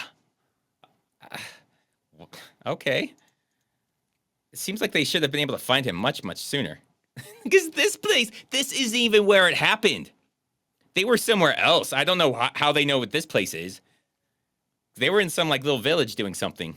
And somehow they found this place because of an explosion somewhere else. This is wild. It is wild. Well, it's probably because, the soil inside of the clay in the area, trace it on a boot somewhere, and then they're like, well, that soil only exists in one place. I think we all assumed that. I think that's what we were all thinking. Yeah, some good CSI stuff. Colonel, a single boat against everything he's got? The pilot would have to be out of his mind. I hate that you told me about this guy, because I didn't hate it when I first watched it, and now I can't stand it. Well, all of the things he says is completely pointless. Like, there's It no doesn't reason make any sense. Yeah. he's saying these. Like, he gives a plan. He's like, well, you'd have to be fucking crazy to do that. And I was like, okay, sit down, dipshit. Like, who would do that? Who would raise their hand and tell the commander, well, you have to be crazy? Also, you're blocking the projector. Yeah, bro. right in front of the projector. Your head, now they have, like, the back of your head is just a big black. So rude. Red the punk rocker, Street Schneider. That's actually not bad. Street Fighter, Street Schneider. I like it. But yeah, this guy, like, oh my God, he's so distracting. Like, all you gotta think about is how terrible he is because of how it takes you out of the movie and wonder, like, why is this guy here? And they added him. The thing I love, they have a video game called Street Fighter, the movie, the game. Yes, they do. And I think what they should have done is they should have just kept going round and round with that. It made a movie based off that game? Made a movie based on that game, and then a game based on that movie. Keep going for as long as you can. I would have loved that. That is something that would stop being funny pretty quickly. But I would buy it eventually, just on the principle of it. Eventually, it would be hilarious again. Like, it would be even funnier than it ever was at some point. Do you remember the music series, the Now That's What I Call Music, volume whatever? That does sound familiar. They had commercials. They basically just took, like, the top 50. They had a lot of those growing up, where they would have just, like, what I call music, volume 12. It would be like mixtapes that they would kind of sell. Yeah, it was just mixtapes that they commercialized. Yeah, you get a lot of commercials for a lot of, like, different types. I tuned out of that whole thing when it was like, Now That's What I Call Music, volume like 22. And then I went to high school, I went to college. I forgot it existed. And then I was at a bookstore that sells like used books and movies and stuff.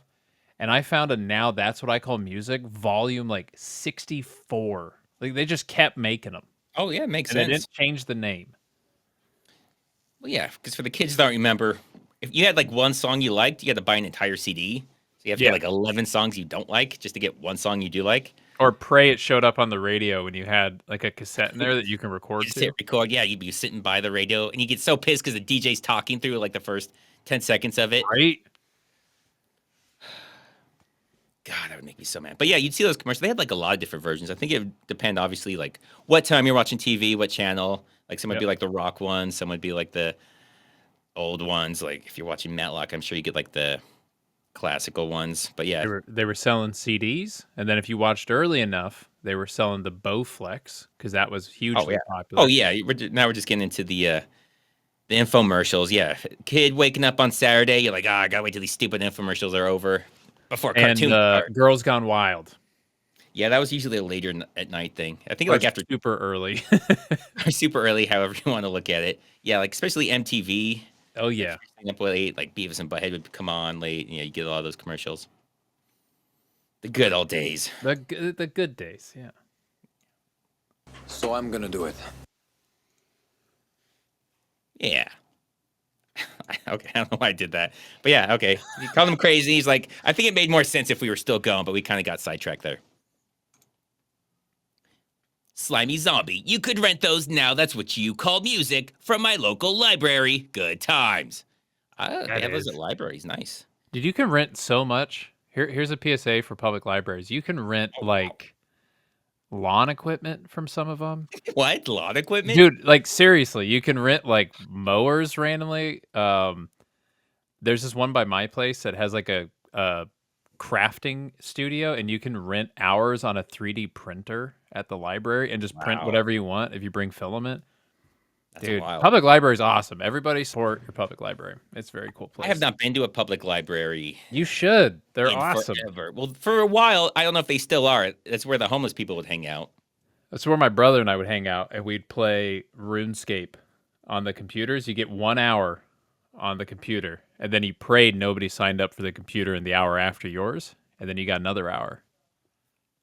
I want to say one time I had to go to the library to print something out because I was like in. And you printed stuff in the library. I think I was in like Chicago or something, and I had to print something out, and I'm like, fuck, I'm in Chicago. Like, how am I going to print something out? So I had to go to the library. And that was like the only time I've been there since they've really had computers be like a big part of it. Like I stopped going to libraries a long time ago. No, they're awesome. But when you're desperate, you're desperate. Let me show you how we treat foreigners.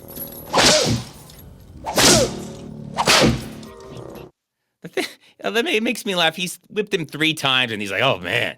Whew.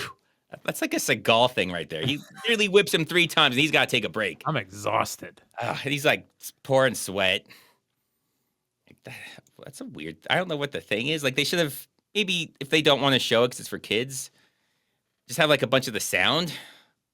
But there's just literally 3 whipping sounds, and now he's really tired.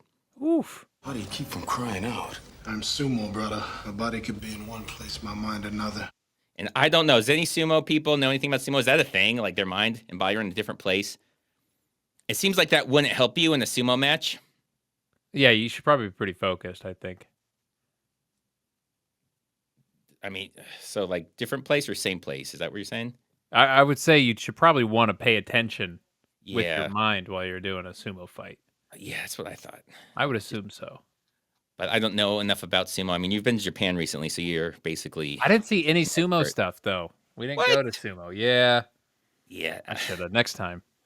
Good old Alec. Columbia House was awesome. If you were a kid, you ordered a bunch of tapes or CDs. Then once your parents started noticing the bills, they'd call and tell them a 12-year-old signed up and no more bills.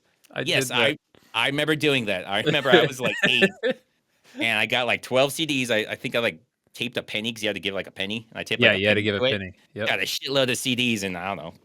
If it hit my credit, I didn't give a shit because it went away 7 years later. Still before I was an adult, so.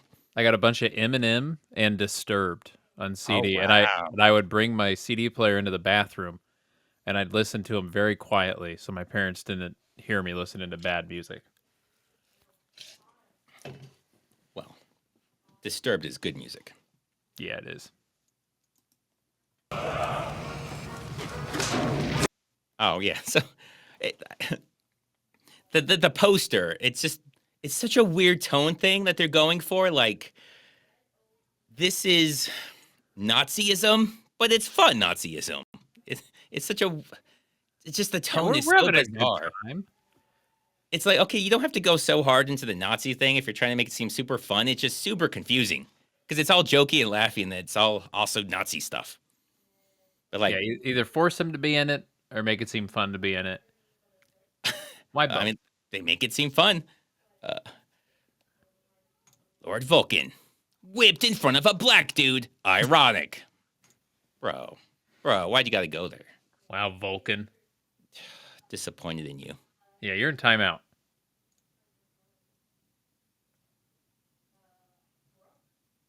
They've decided to negotiate. You're joking. We're prepared to pay the ransom demand. When have they ever done that? I've never seen that in a movie. They never pay the ransom, which it makes me wonder, like, why they still do it in movies? Because have you ever seen them really pay it? Like, Not the a government ever single pay? time. It's like they never even have the slightest intention to even start paying. It's always just like, yeah, well, we're not doing that, so how are we going to rescue them? How are we going to kill these guys? I would love to watch a movie where the bad guy's like, I'm going to blow up the country unless you give me $100 million. And then they go, okay. And then they give him $100 million and he doesn't blow the country up and it just ends. Oh, wow. I'd watch it. I think we know what Red Eye's into. He just wants terror in America, apparently. Ryan Johnson said the best movie is to subvert your expectations. Oh, God. And that's why he killed Admiral Akbar. Yeah, I don't know who that... I mean, that's someone from Star Wars, but he killed Admiral him? Akbar? Yeah. In He was his like- crap. That was the trap guy, right? Yeah, he was in one scene. Sorry to go back to Star Wars. No, that's fine. He was in one scene in episode 8 or whatever.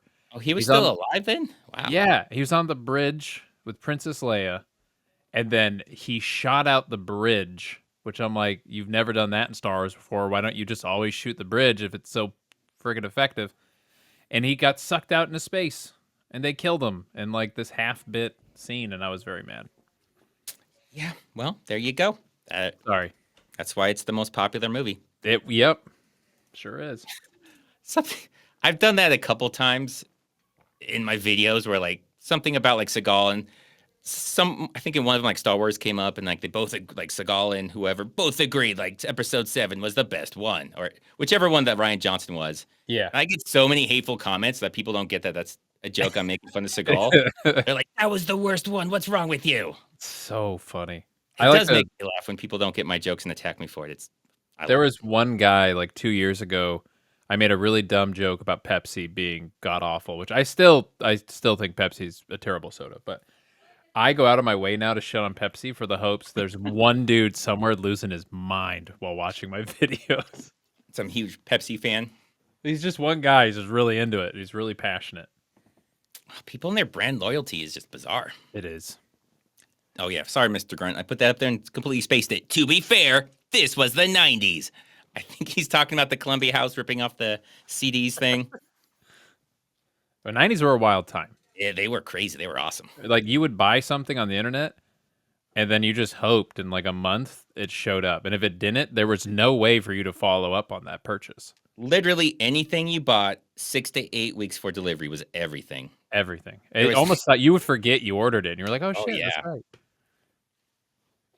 That is a fact. Consider That was great. yourself relieved of your command.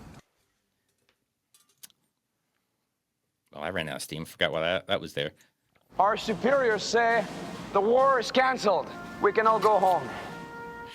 Okay. I don't know if we have any veterans here. If you were in a war and they're like, you guys can go home, that the war's not happening anymore, would you be like, fuck no. Send us in to die. Send us in to get Yeah. injured. Come on. I have families and, I have a baby daughter I haven't met yet. I want to stay here.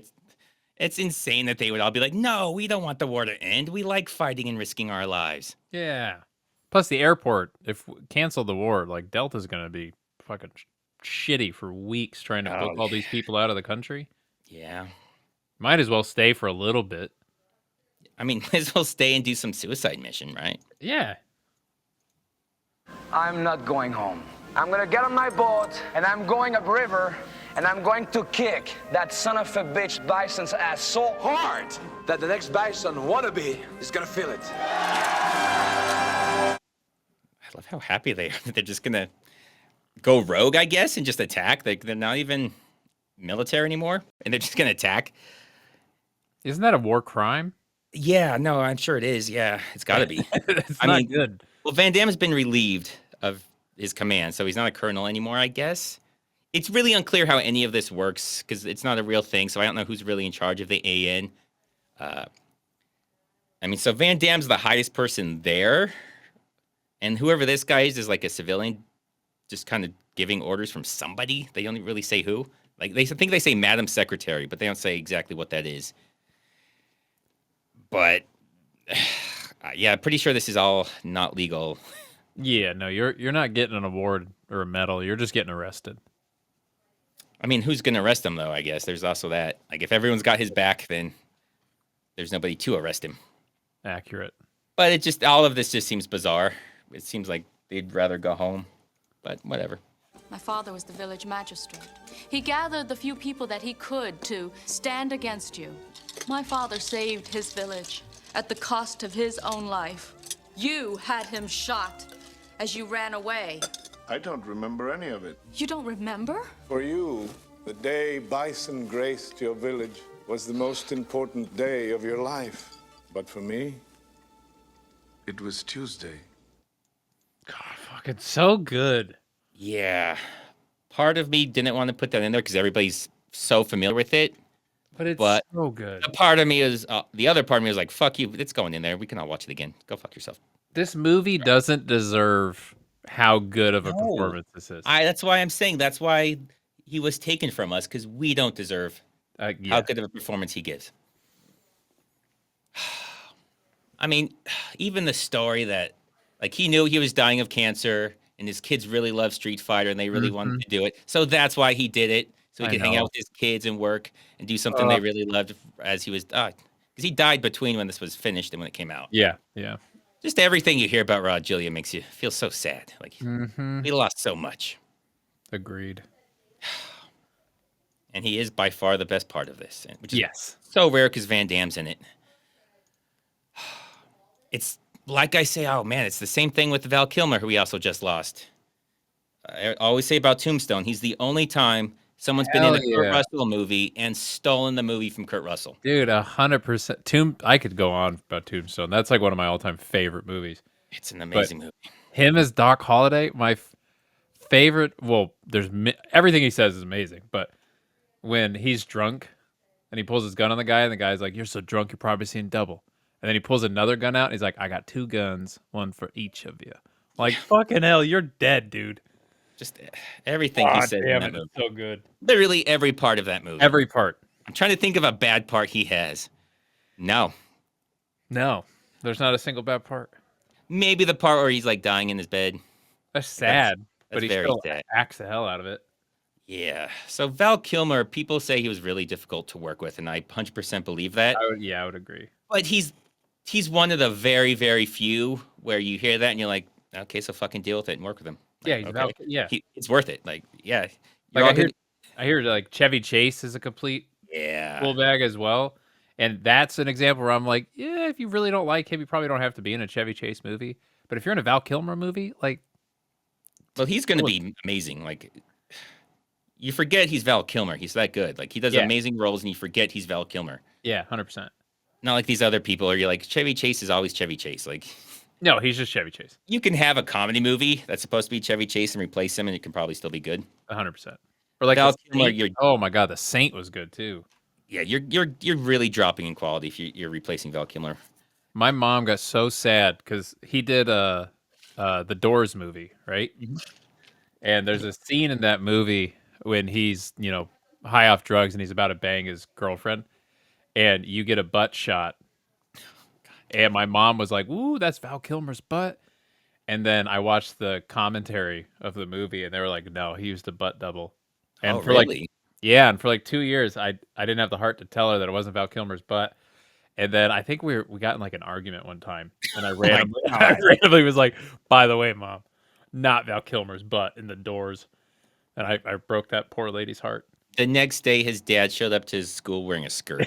Wearing a skirt. That's probably what prompted it. It was about the same time. I just solved that one.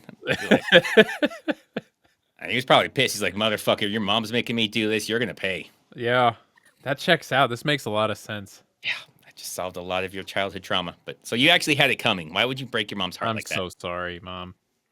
That'd be like finding out it wasn't Van Damme's butt in like 12 or 15 movies he showed his butt in. I'm pretty sure it was, though. Oh, it's definitely him. It's definitely him. Shots on it, and you see him talking, and yeah. He's very proud of his rear end. Yeah. I mean, it'd probably be 90% of them would be a downgrade. Like, even if you got butt models. 100%. He does have a very nice butt. I don't think that makes me gay to say. No, it doesn't. It makes you just, like, paranoid and... I pause on his butt, and pretty much every video that I do, when it shows the butt, I'm like, I'm going to show it on YouTube. I might blur, like, the tiniest bit of the crack just in case, but we all got to look at it. I like the joke that I did with one of them. I think it was Universal Soldier, where it's got the butt, so I have, like, the black bar going sideways, but then I have a black bar going all the way down to the ground. That's good. Another one. And just, like, don't mention that. Just pretend like that's not there. It's just, I love that joke. That's So good. stupid. All right, two things. First, those punches would be completely pointless and worthless. They put no body in that. They just stuck their arms out like that. That's not going to knock anybody out. Second point, completely unrelated to this, but only a very few people have noticed. I think it's in my Double Down video with Neil Breen. Yeah. When he's in the pool, for like 4 or 5 frames, I have the tiniest little black bar. It's around his groin area, just as a joke. Every time I see it, it makes me laugh because almost nobody has seen it. Because it's really hard to see. You have to almost know it's there to look for. Yeah, but you know it's there. And I know it's there, so I laugh my ass because I always forget about it. And I see it, I'm like, holy shit, that was so funny. Yeah, I know that has nothing to do with this. That's just art. That's pure art. Punching people, like they're not even turning their bodies. I think I do it slow motion. I hope I do. Look at that. They just like stick their arms out. You have to turn your body if you want to punch. That's how you can tell people that have no idea how to fight. You'll see people like on those videos where like those high school fights and people are just like hammer fisting like Seagal does. Oh yeah. They're not. You got to twist. You got to put your body into it. You have so much more strength in your core than you do in your shoulder. And you. Oh, and they're like martial artists, so they should know that. They should both be punching like from the outside, and they could twist their body in and do the same thing. Harmless. That's exactly what I wanted you to think. Yes! They don't explain why she's able to just tear metal apart. She's a Street Fighter character. I mean, so basically what they were saying was that he didn't think she could fight, but apparently she can fight and was just keeping it a secret, and then she breaks metal. Yeah, that's how that works. Down. It's like a metal chain that she breaks because she knows how to fight, so, you know, fuck metal. It doesn't mean shit. That's right.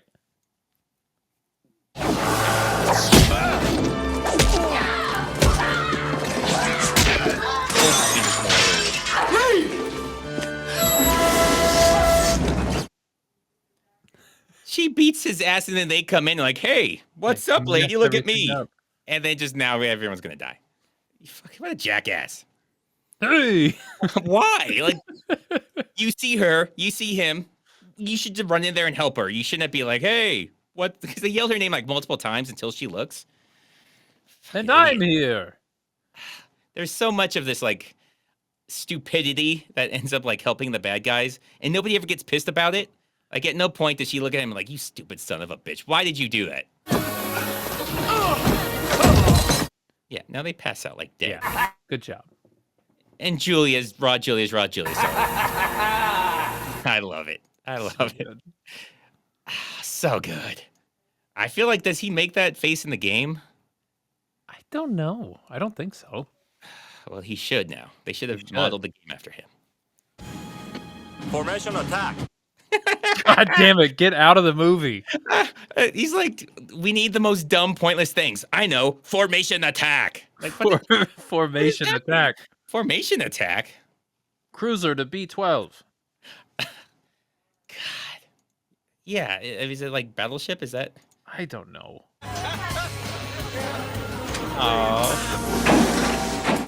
His friend, who they turn into a ginger, is what they do. They turn him into Carrot Top. Fucking Carrot Top, yeah. It's like Carrot Top, not quite as big as he got, but like on the way to getting to when he was that freakish weird size, which I don't know if he was his ultimate form. Yeah, if it was really that he was massive or just like compared to what he was. I mean, he was definitely a big dude, but he was in my head, ripped, yeah. In my head, he was just like insanely massive, but it's just probably relative to where he started. You've seen the League of Extraordinary Gentlemen? Yes. When the bad guy drinks all of Dr. Jekyll's formula. That was like, just put Carrot Top's head on that. That's pretty much the size. Oh yeah, because his face changed too. That was also super weird. Yeah, it was gross. Yeah, this is like Carrot Top Hulk. Yeah, like that's big nose Hulk, but yeah, make a Carrot Top, and here's what we got. Had you worked together instead of against each other, you might have been successful. No, I mean, if they just literally didn't even show up, they would have been successful. So yeah, she had it. She literally had it all by herself, but I guess not. She's not even like, she should be looking at them like, yeah, motherfucker, listening to this, he's right. But she's like blaming herself, like, damn, why couldn't we work together? I don't even know what that's supposed to refer to. Is it just him distracting her like an idiot? Is that what he's referring to? Yeah. It's not like they're working against each other. You're just like, hey, what's up? Like trying to wave to her. Like you see someone on the sidewalk. You're like, hey, Dottie. Look over here. And okay. Weird way to describe it is not working. Identify yourself. This is the collection agency, Bison. Your ass is 6 months overdue. Okay. So weird. They say the weirdest things to each other. I wonder if that's what he's doing. He's like, does that reference something from earlier, or is this just come out of nowhere? Like he's confused. I'm confused. You're gonna choke on these words. I like choking on words. Your ass is overdue. I love choking on them. I choke on words every day. All Son of a day. bitch. Like nobody really knows who wins these back and forth because they're so bizarre. His death was designed to ingratiate his spies with you. I guess you didn't see that, did you? God, I love him so much. God, I love him so much. We don't get enough people mocking the disabled. Yeah, it's a shame. It's just a shame. It's a lost art. Also, wearing a ring on top of a glove is just that's a baller move right there. Chef's kiss. God, that's gonna be a pain in the ass. Like, so I mean, it doesn't fit you if you're not wearing the glove. Yeah, so how do you get that off?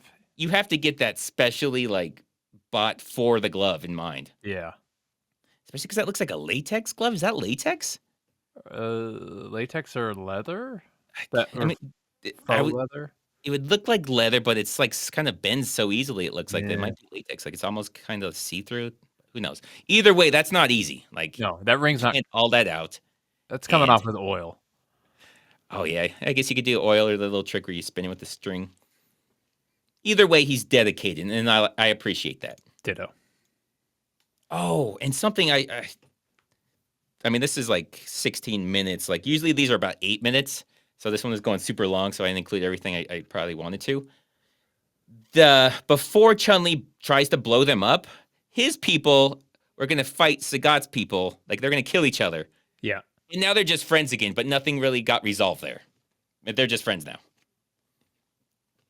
Don't trust your... What is it? Friends. Don't trust your friends. New enemies. Trust your new enemies. That's why. They're like, we're new enemies now, so now they're besties. Okay. Yep. Yes. So stupid. I want to say that's from the game, right? Even the country, like the world map. I don't know if the world map is, but Street Fighter was the 6-button arcade. Yeah, and it was called, I want to say it was like subtitled World Warrior or something. Was it? Does anyone in chat remember? I want to say this looks familiar. But it could just also be from the movie. It looks familiar from the movie. But it was called the World Warrior. Remember that. I bought the Simpsons arcade machine. Oh my God. So good. I love that as a little kid. Oh yeah, you'd be like Bart hitting people with a skateboard and Marge. Yeah. Vacuum.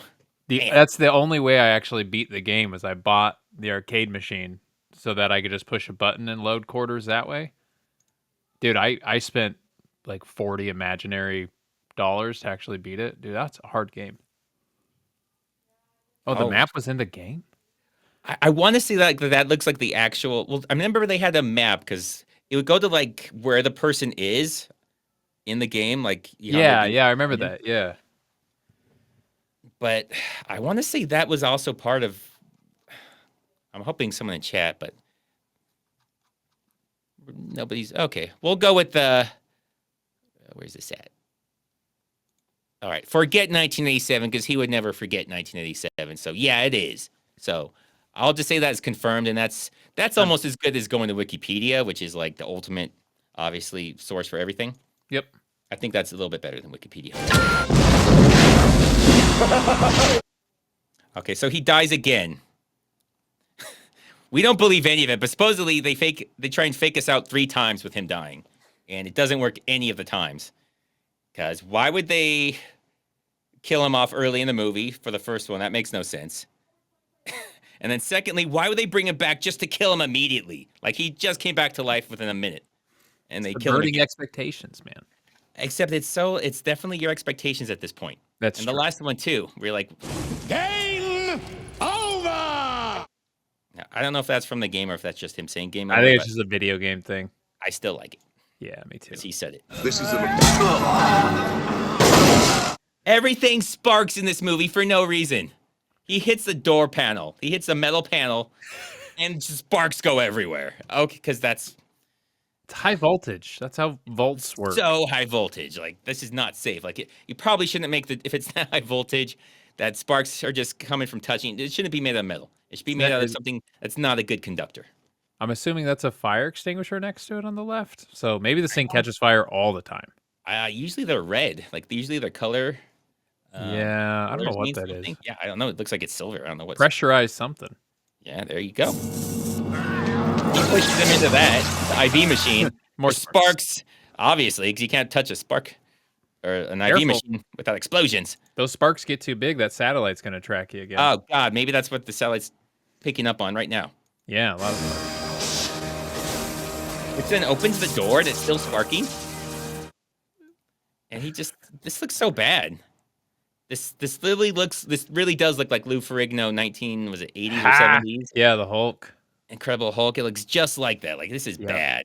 This is like The Rock, Scorpion King, and the Mummy 2. Whoa. You're saying amazing? Amazing, yes. The best CGI. Yeah, that was CGI, and it was, but it was back then when real bad. But you could kind of forgive it because it was a lot newer. Like CGI wasn't what it is today. Yeah, it's true. And you like knew it wasn't as big of it wasn't like Jurassic Park big of a movie. Right.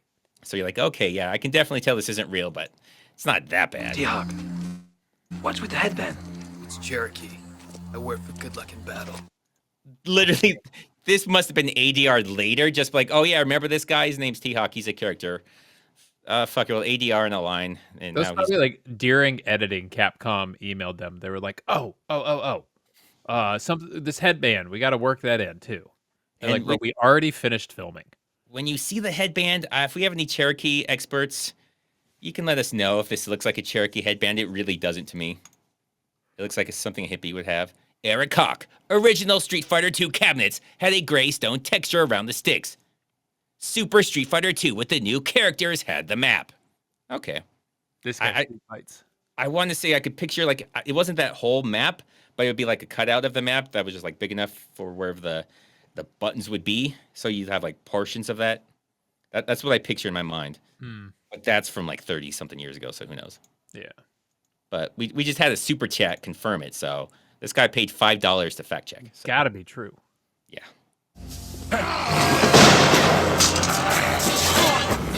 Charlie, it's me. How does he know that's Charlie?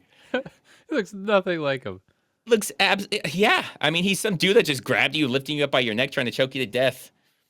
At no point did he talk to anyone that told him about this whole thing where Charlie's now Carrot Top. Like nobody told him any of this stuff. He just knows. He's like, Charlie, it's me, and he's like, oh shit, my bad, bro.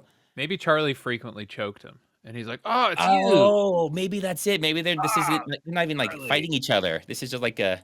So they say hello. Like in Maximum Conviction, where he just goes behind the guy with the screwdriver. You know, when they're trying to. Yeah. When they're under attack, and there's a good chance that he could blow Stone Cold's head off. Yeah, it's one of those things. Yeah, it's one of those things.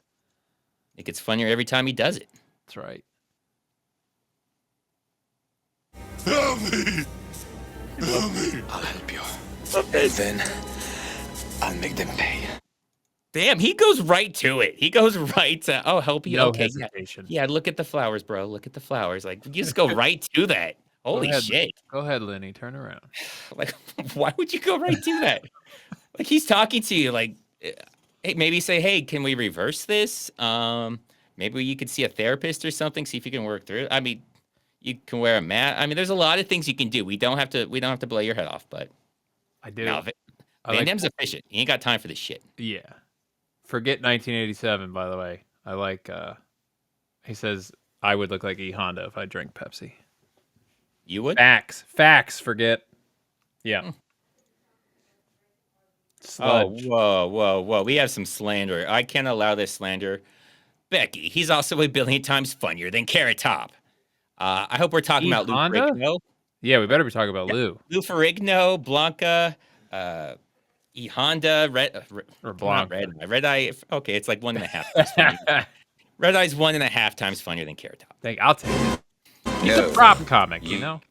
Yeah, he was in chairman of the board, so he's also a movie star. Accurate. And this is the guy. He's like, no, don't do that. You can't do that. You have no right. You have no right. Like, who are you? Fuck you. He's my friend. And stretch around and punch some stuff. It's so weird. At the end, he's like bald because the fire burns his hair, but we don't see him stretch or breathe fire. Oh, yeah. So that was a lot faster. Yeah, it takes 30 seconds for this thing to slowly rise up and open. And I wanted to include them rising this up, but I didn't want to wait 30 seconds because I will definitely get flagged for copyright. So I had to speed that up. Because you have to see how realistically Van Damme comes out of this.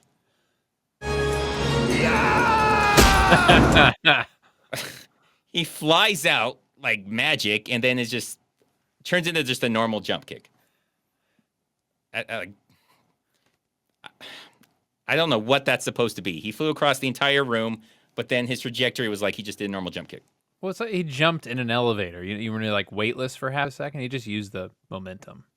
We saw how fast it was going. It went super fast. Yeah. You guys didn't see that. The way I edited it took that away, but it was actually going near the speed of sound. There was a sonic boom because that's what Guile does, is sonic booms. And that was part of it. That's how that happened. Yep. Checks out. I forgot. They should have done the sonic boom in this movie. They never did, except for that part. In that part, he does that. I don't know. That just seems so weird to me. They see like Guile's there, like Van Damme's here, and he does that weird ass look right to his face, and he doesn't even look. He doesn't even flinch. It's really fast, but I see these things and they really bother me. And I wish I could talk to them and say, what is this supposed to be? Why are you looking at him like that? Yeah, why was that your choice? Is there some sort of like romance you were trying to go for? You thought this was like a romantic moment, but he was like, I don't know what you're talking about. Like this is gonna bother me. Not quite Foreigner level, but this is something that would be on the Foreigner. Man, he's so weird looking. Why is he doing that? And just, I'm going to say, Ken looks so weird to me because how scrawny his arms are. Does it distract anybody else? Like, he's supposed to be a great fighter, and even at the end, he, like, helps lift up the door, but he's got, like, the skinniest little arms. All right, well, it's just been confirmed. I think it's you. Ryu and Ken were definitely lovers. All right, Brita solved it. I was saying it without saying it, but they just went and said it. Shoot the hostages! Okay.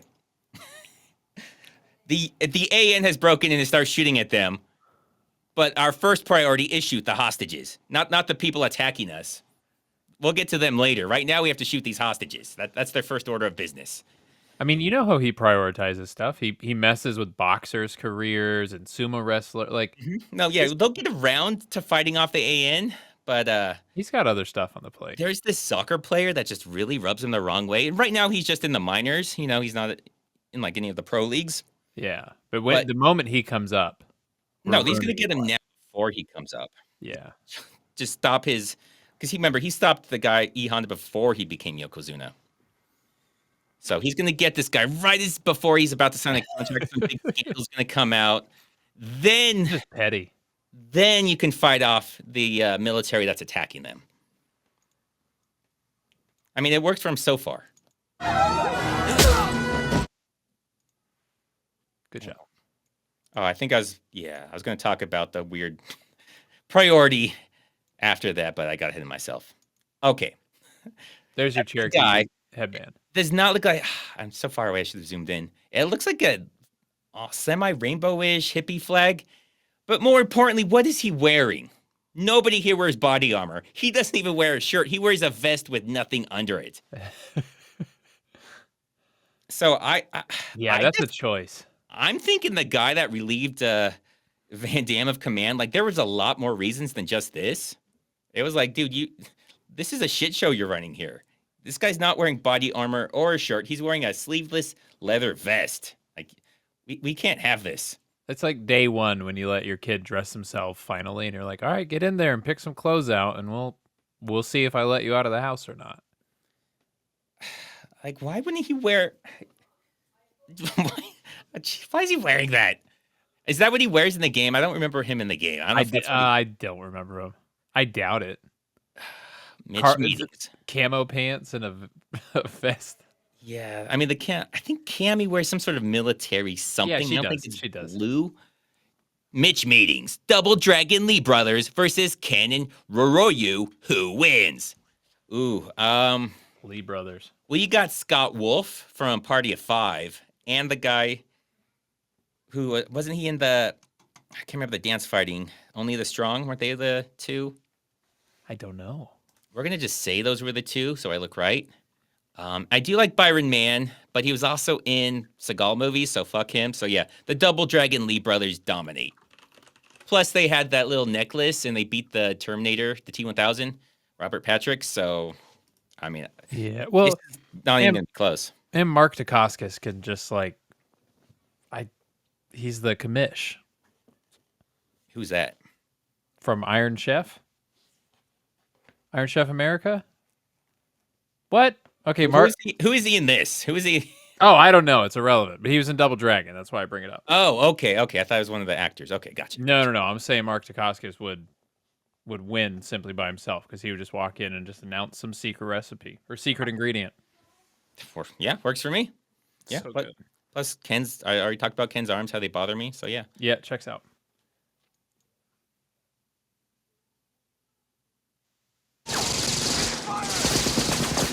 Oh yeah, I count 7. They're being fired at by 7 guys with rifles. Not a single shot. I'll give it. Yeah, automatics are not good because they're extremely inaccurate. But still, one of them should have gotten hit. They are very close, and there are 7 of them, and they're not even like hiding all the way under there. Like their heads are still exposed for some reason. Like, that's some hardcore stormtrooper vibes. If you're not fighting back, then yeah, there's really no reason to have your head out. But okay, whatever. Sure. Yeah, like someone said how skinny he is too, which is true. Yeah. But he's barely in it and barely a character. It gets worse with him. His skinny arms are the least of his worries. So she shoots stupidly. I mean, it's a way people shoot, but I don't know why people shoot like that, where they hold it like that. They saw it in a movie or something. That's not what you're supposed to do? No. I mean, it's a way people have done it, but it's not. He is double fingering it. He's got both fingers in there. He's pulling. Oh my God, I'm going to shoot so fast and so strong if I use both fingers. Yeah. And teacupping. Yeah. From Joe Wibley. Yeah, it's not recommended. It's not great. That's how I would have done it. You see a lot of people do it, and I'm guessing they saw it from movies, and that's how they do 100%. It, but they shouldn't. I mean, you're shooting something that it's exploding in your hand. You don't want it to move a lot, so how about you hold whatever? You know what? It doesn't matter. Hey, goodbye. In a movie of bad actors, he is the worst actor. His deliveries are so bizarre. And next to Reporter? Even worse than hers, yeah. I took it out of here. I almost had it in there when he asks about, no, where are those hostages? Because I'm sure it's not him saying it. It sounded ADR'd in. But somehow between now and then, he puts on boxing gloves. Oh, that's right. Watch the step! I forgot where I was going with that. But yeah, at this point, you should know that that's lost. I mean, you have the entire world's militaries coming after you, and you have like 50 to 100 people. But, all right, I guess they're going to fight. Oh, this. Yes, I love this. I don't know if anyone can spot anything wrong here. Can you spot anything wrong here, Red Eye? Well, the trigger for that is clearly on the top. Or the tube inside the tube? Maybe I don't. Yeah, you're not a weapons expert, so I guess I'm not expecting too much, but you're actually right. You're right. Looking down the thing? The two, yeah, there you go. You got two of the big ones. Damn. Yeah, the tube inside of a tube is not supposed to be. It's supposed to be a rocket, you know? That would check out. And there's no front sight. And she's closing one eye, but she's not even looking through the back sight. So I don't know what she's doing, but she clearly has no idea what she's doing. But it gets cooler or worse or better, however you want to look at it. Shoots it, and now it's upside down. She flipped it over. Somehow it flipped over. Now it's upside down. Oh. Okay, so where is the trigger, though? Isn't the trigger? No, it's not on top. It's not on top. It's not on top, right? You're right about that. Oh, you're 100% around that. Well, the way you said it, I think you said like the trigger's on top. Like the way you said it was. It's not supposed to be on top, though. It's on the bottom. Correct. I think you just said it a weird way. But yeah, I do. You're correct, but yeah. And then it flips over. Why do they flip it over? Nobody's there like, you were just holding it the opposite way. Why is it upside down now? She should have read the instruction manual. Yeah, she should have. Yeah. Don Ray Chong would have. Damn straight. She would have known what she was doing. And she might have loaded a rocket in there. I think these are single use too. That's why. It was probably used. And like I think they take off the front side or something after they use it and they turn it into someone. So like that was probably a used one. So a real one, but a very, very clear prop. Yeah, like a formerly real one. And also how close that is. Like, why would you shoot that close with exploding debris coming at you? Like that, she's right next to that. But yeah, let's have an explosion.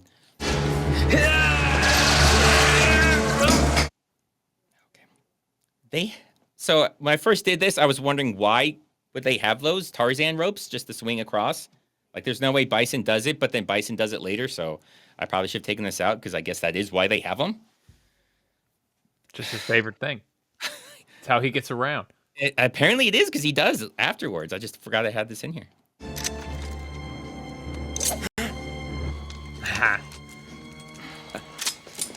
Yeah, I kind of...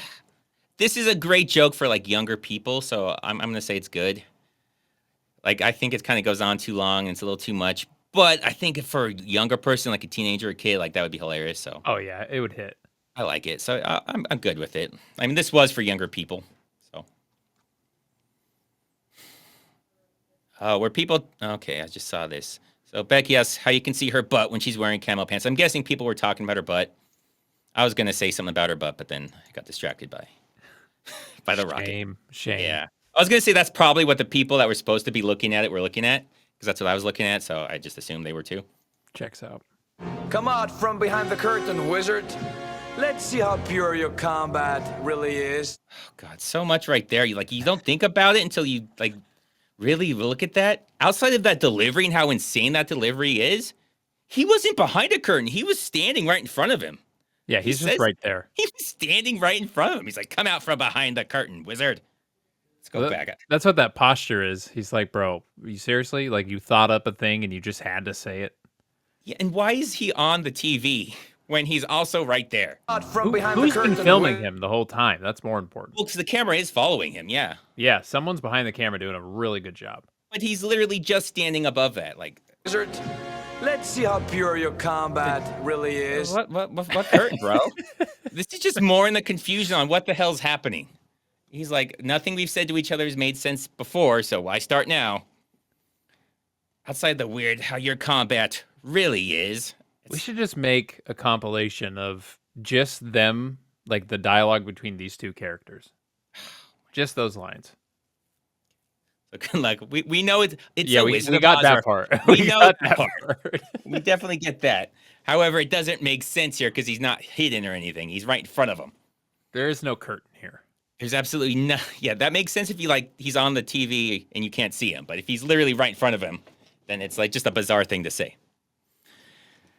So I think I've read somewhere that, like, usually, like, someone like Van Damme who's got a thick accent, they would, like, go over things and, like, change lines to make it easier for him to say or be more easy, easier to understand. But he was just like, didn't do it this time. He's like, nah, I ain't doing that. He'll just do whatever's on the paper he's gonna read, which is why his speech sounds so bizarre.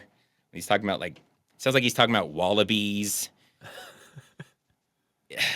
But he was on top of the world at this time. Timecop just came out. This came out. I mean, top of the world, top of a pile of cocaine. On top of a lot of things. On top of Cammy, just on top of everybody. Anyone who opposes me will be destroyed. Yeah, that's definitely from the game.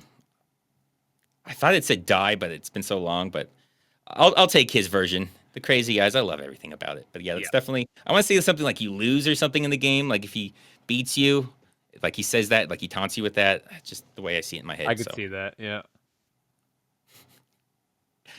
Oh God. All right, Mitch Meetings. Okay, Mitch Meetings. I think he meant to say how pure your cocaine really is. Calm it down, bro. But I did like it. Oh. This a lot of people won't understand or get. First, I'm not sure that there's 50 stars on that.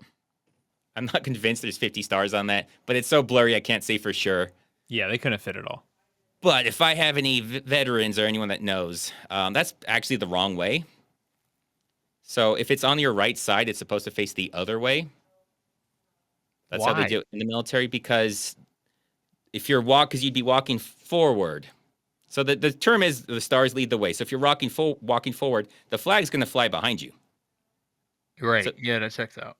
So, and I even looked it up in the game because that looks so wrong to me, which is weird that it would look wrong to me, even though it looks like it's right to most people. But in the original one, it was actually the correct way where it's facing the opposite direction. But then they updated it, and then they must not have known that. So then they flipped it wrong. I didn't even know that. I thought for some reason, because I know if a flag's upside down, that means distress or something. But if the flag is backwards, well, if it's on the right side, if it was on his left side, no, because stars lead the way is the thing that you just remember that. But yeah, I mean the flag is a flag, so whatever the way wind's blowing is the way it's going. Yeah, that checks out. That checks out. So yeah, if it's on their right side, I think I want to say the army does it. Like they have the flag patch on their right arm, and it's flipped from that. Learned something today. There you go. I don't know if we have any veterans in here. Anyone backing me up or not? Okay. Oh, it's on both shoulders. Sorry, area just in 14. Pretty sure in the game the flag is on his left shoulder. It's on both shoulders. The old one, I spent way too much time trying to confirm this. I guess it was just reversed. So when they had someone face the other way, they just mirrored it. So it was probably accidentally correct. And then when they stopped just doing the reversing, because I guess, I don't know, technology got easier to do, they just put it the wrong way like this. Because obviously they don't know that. That's kind of an obscure thing to expect from Japanese developers to know. Because their flag isn't going to change. I think it's just a... Yeah, it's right in the middle. Yeah, circle, red circle. Yeah. He's back. Just do this. That's amazing. So it's the sound effects that bothers me. It makes me think they went way too hard on this. They thought it was going to be way better than it was. Because there's really no justification for the sound effects. It sounds like Jurassic Park. Like there's growling. It's like Godzilla. Yeah, well, I know that, but why is the Godzilla sounds? Everything else there's an explanation for. Like they're fighting in the Bisonopolis model area, and they're big guys, and they're just fighting over it. But why are they making Godzilla noises? Because we like it. Okay. There we go, guys, because we like it. I like it. I mean, they should have come up with a reason why there's Godzilla noises. Then I'd be like, okay, that works better. But they're just like, we have like 2/3 of this joke. Just make the sound. Just figure it out. Don't figure it out. Just do it and then not just do bring it up. The hostages! Where are they? See, this is when it is just pure nonsense now. It is like, we're not trying to be a real movie. Nope, we're fitting in our characters because we fucked up and we didn't introduce enough people in the first hour and a half, so we gotta wedge them all in. And I don't know if he's supposed to be making that noise. I'll see if I can go back a few seconds to that. Like, is his fist supposed to be doing that, or is he doing it with his mouth and just like a weirdo? He's just doing it with his mouth. But is that what he's supposed to be doing in the movie, though? I don't know. Hostages! Where are they? I don't know. Wind up. It's the wind up. Like, it seems like a cartoon. Like, this is a cartoon, but we're going to use real people.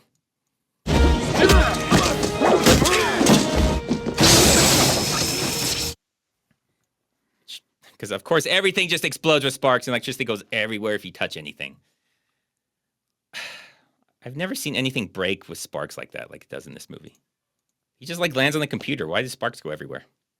Well, they didn't get didn't get like a building inspection done in time, so the wiring.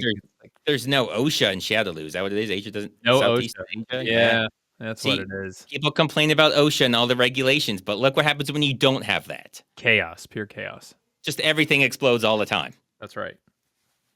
Fortress. Okay. I got to say something. Why is heartbeat and pulse listed separately? What is the difference between a heartbeat and a pulse? My hunch is they were probably building this like graphic out, and the guy's like, "Oh, I'll put a bunch of vitals up there: heartbeat, respiration. I don't have a third pulse." That's so lazy. Like, they could have put blood pressure. Would have made more sense. I don't know if that's supposed to be one of those. No. Blood oxygen. That's giving them way too much credit. They have no idea what those numbers mean. There's a few. I mean, this person didn't realize heartbeat and pulse. I think expecting them to know blood oxygen saturation is a little too high. Okay. That's a tall task. Well, pulse ox maybe.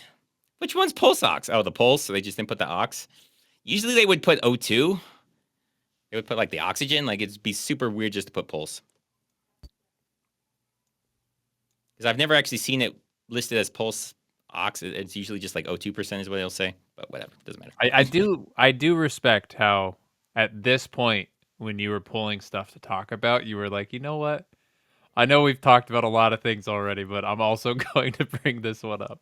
This bothered me more than most things. The creatinine from Paul. I'm not surprised. So, exactly, Paul. His kidney level. Like, how are his kidneys doing? We don't know, because we know his heart's doing twice, but we don't know what his kidneys are doing. His heart is that good. You need to call it out 2 times. What's his albumin levels? Please, what's his albumin levels? What's the real... Is the real gravity? What's his real gravity? And maybe... He just shoots electricity now. Okay. I don't think that's in the game. I don't know if anyone knows that, but... I don't think so. I'm pretty sure it's not in the game, but yeah, if he shoots electricity now. I should have included it. He says something like it's just magnetic superconductors, bro. So, like, it's not cheating. Because he calls them out. Like, isn't that cheating? You said we're supposed to be, like, honorable warriors.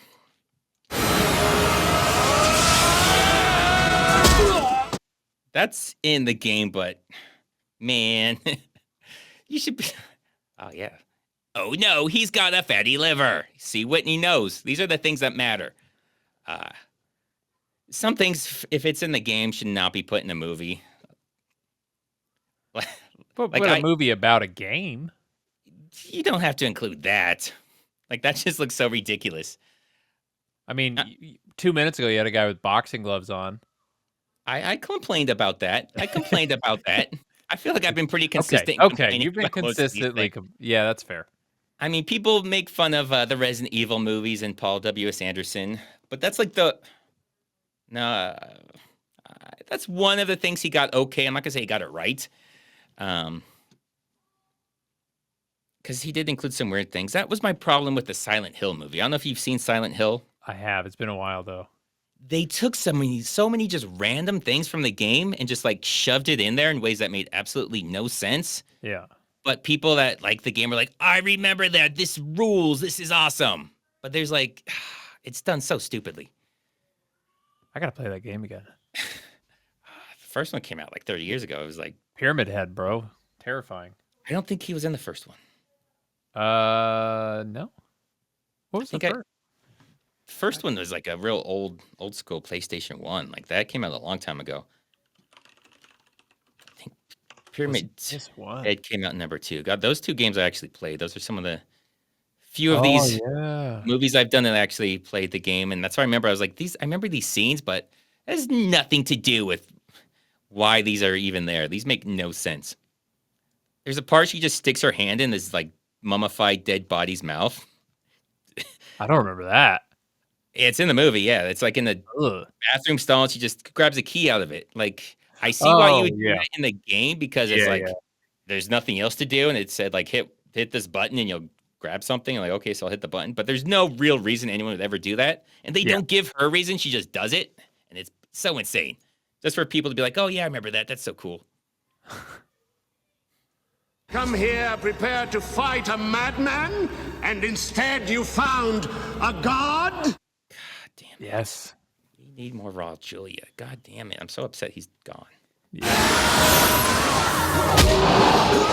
Yeah, he blood sports him. That's how he finishes him off. Not a Street Fighter move. He blood sports him. That's how he takes out Chong Li. But you don't know if he's just one jumping spin kick or if it's 3. We have no idea. Because it's clearly multiple different kicks, but you don't know if it's just supposed to be replays of the same kick. But I'm down. I'm down to watch somebody get blood sported any day. That's his best. Why does that explode? Everything sparks, obviously. But why does that explode? Who cares? It's just the 90s. Everything has to explode at the end. If it's a 90s movie and things don't explode, people get pissed and demand their money back. That's right. You've seen Toy Story. I've seen Toy Story. At the end when everything explodes? Everything explodes. It's awesome. They land in the moving truck, and then they hit that one box, and it all goes up. Everything, yeah, they all die. It's great. Yeah.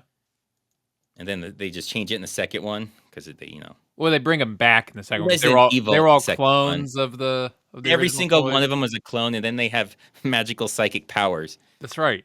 Until in the fourth one where he injects them, and now they don't have those powers anymore. That's right, and that's how you get Forky. Yeah, it got really hard to write around someone that's it was tough. fucking god and omnipotent. So Well, then Buzz Lightyear was on a lot of cocaine in the second one, which made it difficult too. Yeah, but then they had the villain who was also a god and a godlike powers, but then a door takes him out. I remember that. The door closes on his leg, so he dies. Yeah. Yep. And then it exploded, I think. Well, because there's only 2 movies before that where 2 of them were standing over him and poured like 50 bullets into his head. Remember? And then he was fine. Remember, he got up and he left. He left before they did. They were leaving, and somehow he got up and left before they did because he was on the ship already. Yeah, he was fine. Yeah, no, he was good. He was absolutely good. So much sense. All of this makes so much sense. I think we lost about 95% of the people that were watching this. Hopefully they've seen. I don't know if I included that in my video. It's one of those where you're like, I don't know if YouTube will be dicks about this. Yeah, they usually I can put this on Rumble, that'll be fine. But YouTube, who knows? So I'm not sure if I did or not because they're just annoying with their age restriction. Yeah, it is. This way, hurry! Go! Come on! Honda! Come on! Hurry! Why don't you fuckers help him? He's fighting a guy. He's fighting a massive bodybuilder. And everyone's like, knock it off, dick. Let's go. They're calling his name a bunch. They're doing their part. Jesus. This is so bizarre. Like, who? This is like a Seagal thing where I just wonder who writes this and doesn't question it. Like, why is nobody helping him? They're all supposed to be fighters. They're all in the game as fighters, but they just come on, let's knock it off. Like he's screwing around. Hey, this Street Fighter was not a 2-on-2 game. It was a 1-on-1 game. Oh, that's true. I'm trying to think, was it Mortal Kombat or something where at the end, like you could have 2 people would come in? Yeah. One of those games. Do you remember the beach volleyball? Was it Mortal Kombat beach volleyball? Where they were just like, hey, you guys like all the chicks with big boobs, so we're just going to make a beach volleyball version of There was a game I never played. I do remember that. Tekken. Dead or Alive or something, right? Or Dead or Alive. Yeah, one of them. They just did they were like, we'll just do beach volleyball. Yeah, I never played that, but I remember seeing something about it and couldn't tell if it was a joke or not. But then they made sequels. I'm like, I guess it's not a joke. I guess there's really these beach volleyball of almost naked chicks. Like, okay. Yep. Deep Thoughts with Joe. What up, Ice? You sarcastic bastard. I'm curious, does anyone know if this movie did well in the box office? Did this movie do well in the box office? Okay. You asked that twice, but okay. You're very curious. It did. We talked about it at the beginning. It did very well. It made lots of money somehow. 100 mil. Just shy of 100 mils, like 99.4. Yeah. Talk about how Timecop was like Van Damme's only $100 million movie, like his first one to go. He almost had 2 back to back. He almost Nicolas Caged it because these came out like 2 months apart. It's almost like a Nicolas Cage. Was it Face Off and Con Air came out 2 weeks apart? Yeah, riding high. Sorry, man. Can't play no more. So weird. Can't play no more? Like, How are we supposed to take any of this seriously? He's got to go eat dinner. His mom's calling him. I mean, I get it's a video game. I'm guessing that was something to do with what they're talking about, but they just stopped caring. They really stopped caring and just say your own lines, whatever. Say the video game stuff. Yeah, like my career's done after this, so fuck it. Who cares? Just have fun. We have to go. I can't go back. The ladies. So now he decides he wants to die. And he's just fine too. He's not crazy. Yeah, what just happened? Like they just He's like putting on a tie. He's about to get a resume together. They stopped Van Damme from shooting him, but then I was like, second thought. Yeah, no, you're all right. I shouldn't have done that. I'm a fucking monster. Hey. Oh, I took it out. But the other guy, the doctor, comes like, I'm going to do it too. He's like, I'm done. He's like, yeah, no, I'm going to die with them because I had some part in this. And then Van Damme's like, what part are you talking about? He's like, yeah, well, I didn't do anything. And that's just as evil. It's like, okay, man, just like I'm busy. This place is going to explode. I got to get out of here. I don't got time for this. Yeah, you do whatever you got to do. Now this, I don't know if you can confirm or remember, this wasn't supposed to explode now. Is that right? That sounds vaguely familiar. Well, I remember hearing something about that, but also, well, it's like on 8. It's like 7, 8, or it's like 9, 8, then it explodes, and then the countdown continues, and then explodes again. Oh, I thought I remember that. I could have looked it up if I was professional, but I'm not. I'm kind of lazy, so I just figured, I'll just wing it. I'll see if I can find it. Yeah, I think that went off too early. But it's weird that they kept it in and don't change anything about it. Like, you could just, redo it. Instead of just having it explode for no reason with 8 seconds left. Then explode again at 0.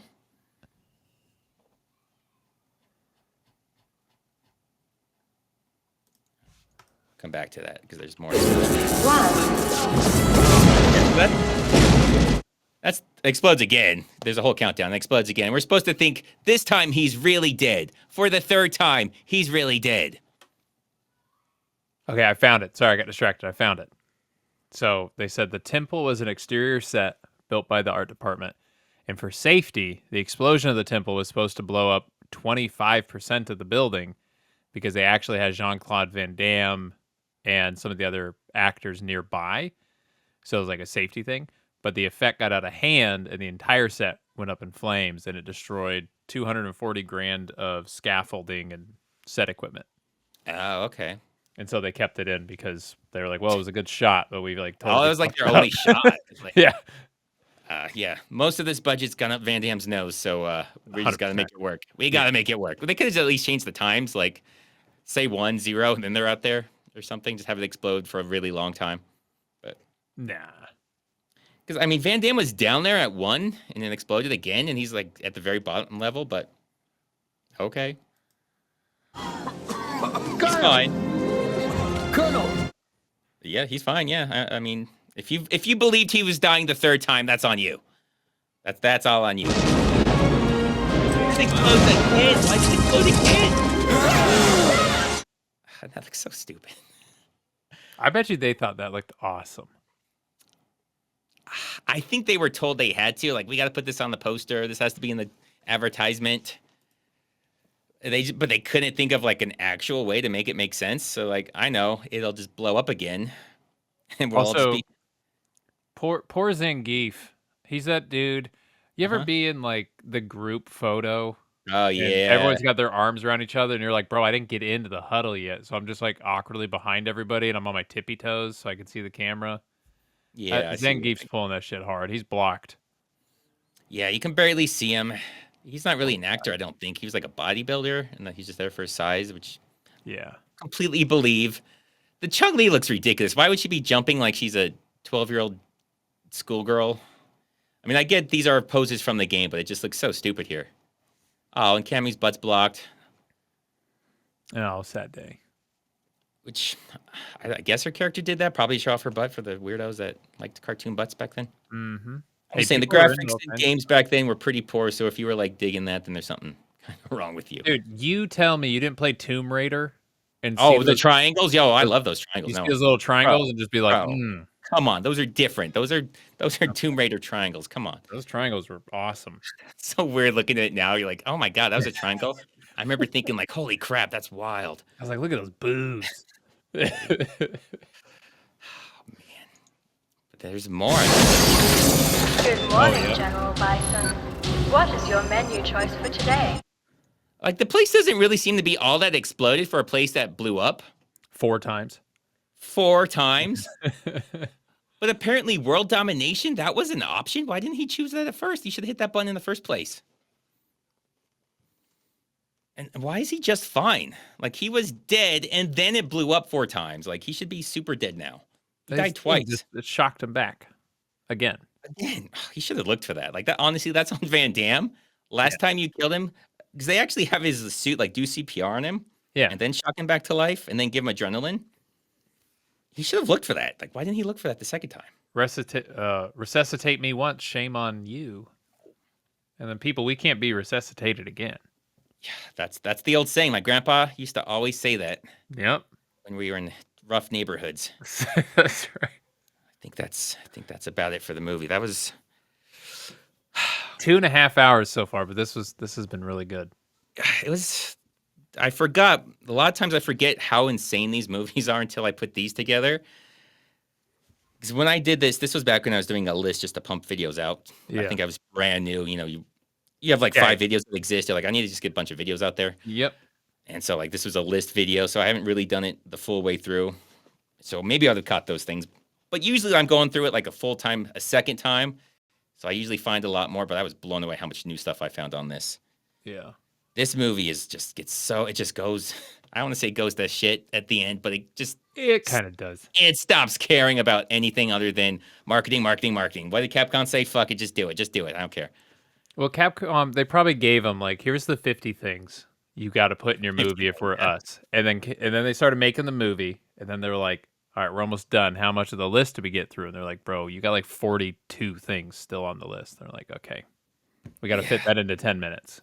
Yeah, I think saw something about the director saying, like, he was telling him this makes no sense and it's gonna be terrible for the movie, but they didn't care. They just wanted it in there. This was just a huge advertisement for their movie, or the games, which is weird because I don't really think it worked out that way. I can't imagine back like nowadays that worked. Yeah, nowadays it's then. Looked up as like a cult because of how bad, like it's so bad it's good that people kind of enjoy it now. Yeah, I definitely see that. But back then the game was massive, and this was like not looked at very well. Like everyone thought this was terrible back then. Yeah. So I think it may have hurt them more than it helped, but it did make money. Like we said, it made almost $100 million. I don't know what the budget was, but it probably wasn't close to that. I should see what the budget was. Let me see what the budget was. Because it made money. Budget.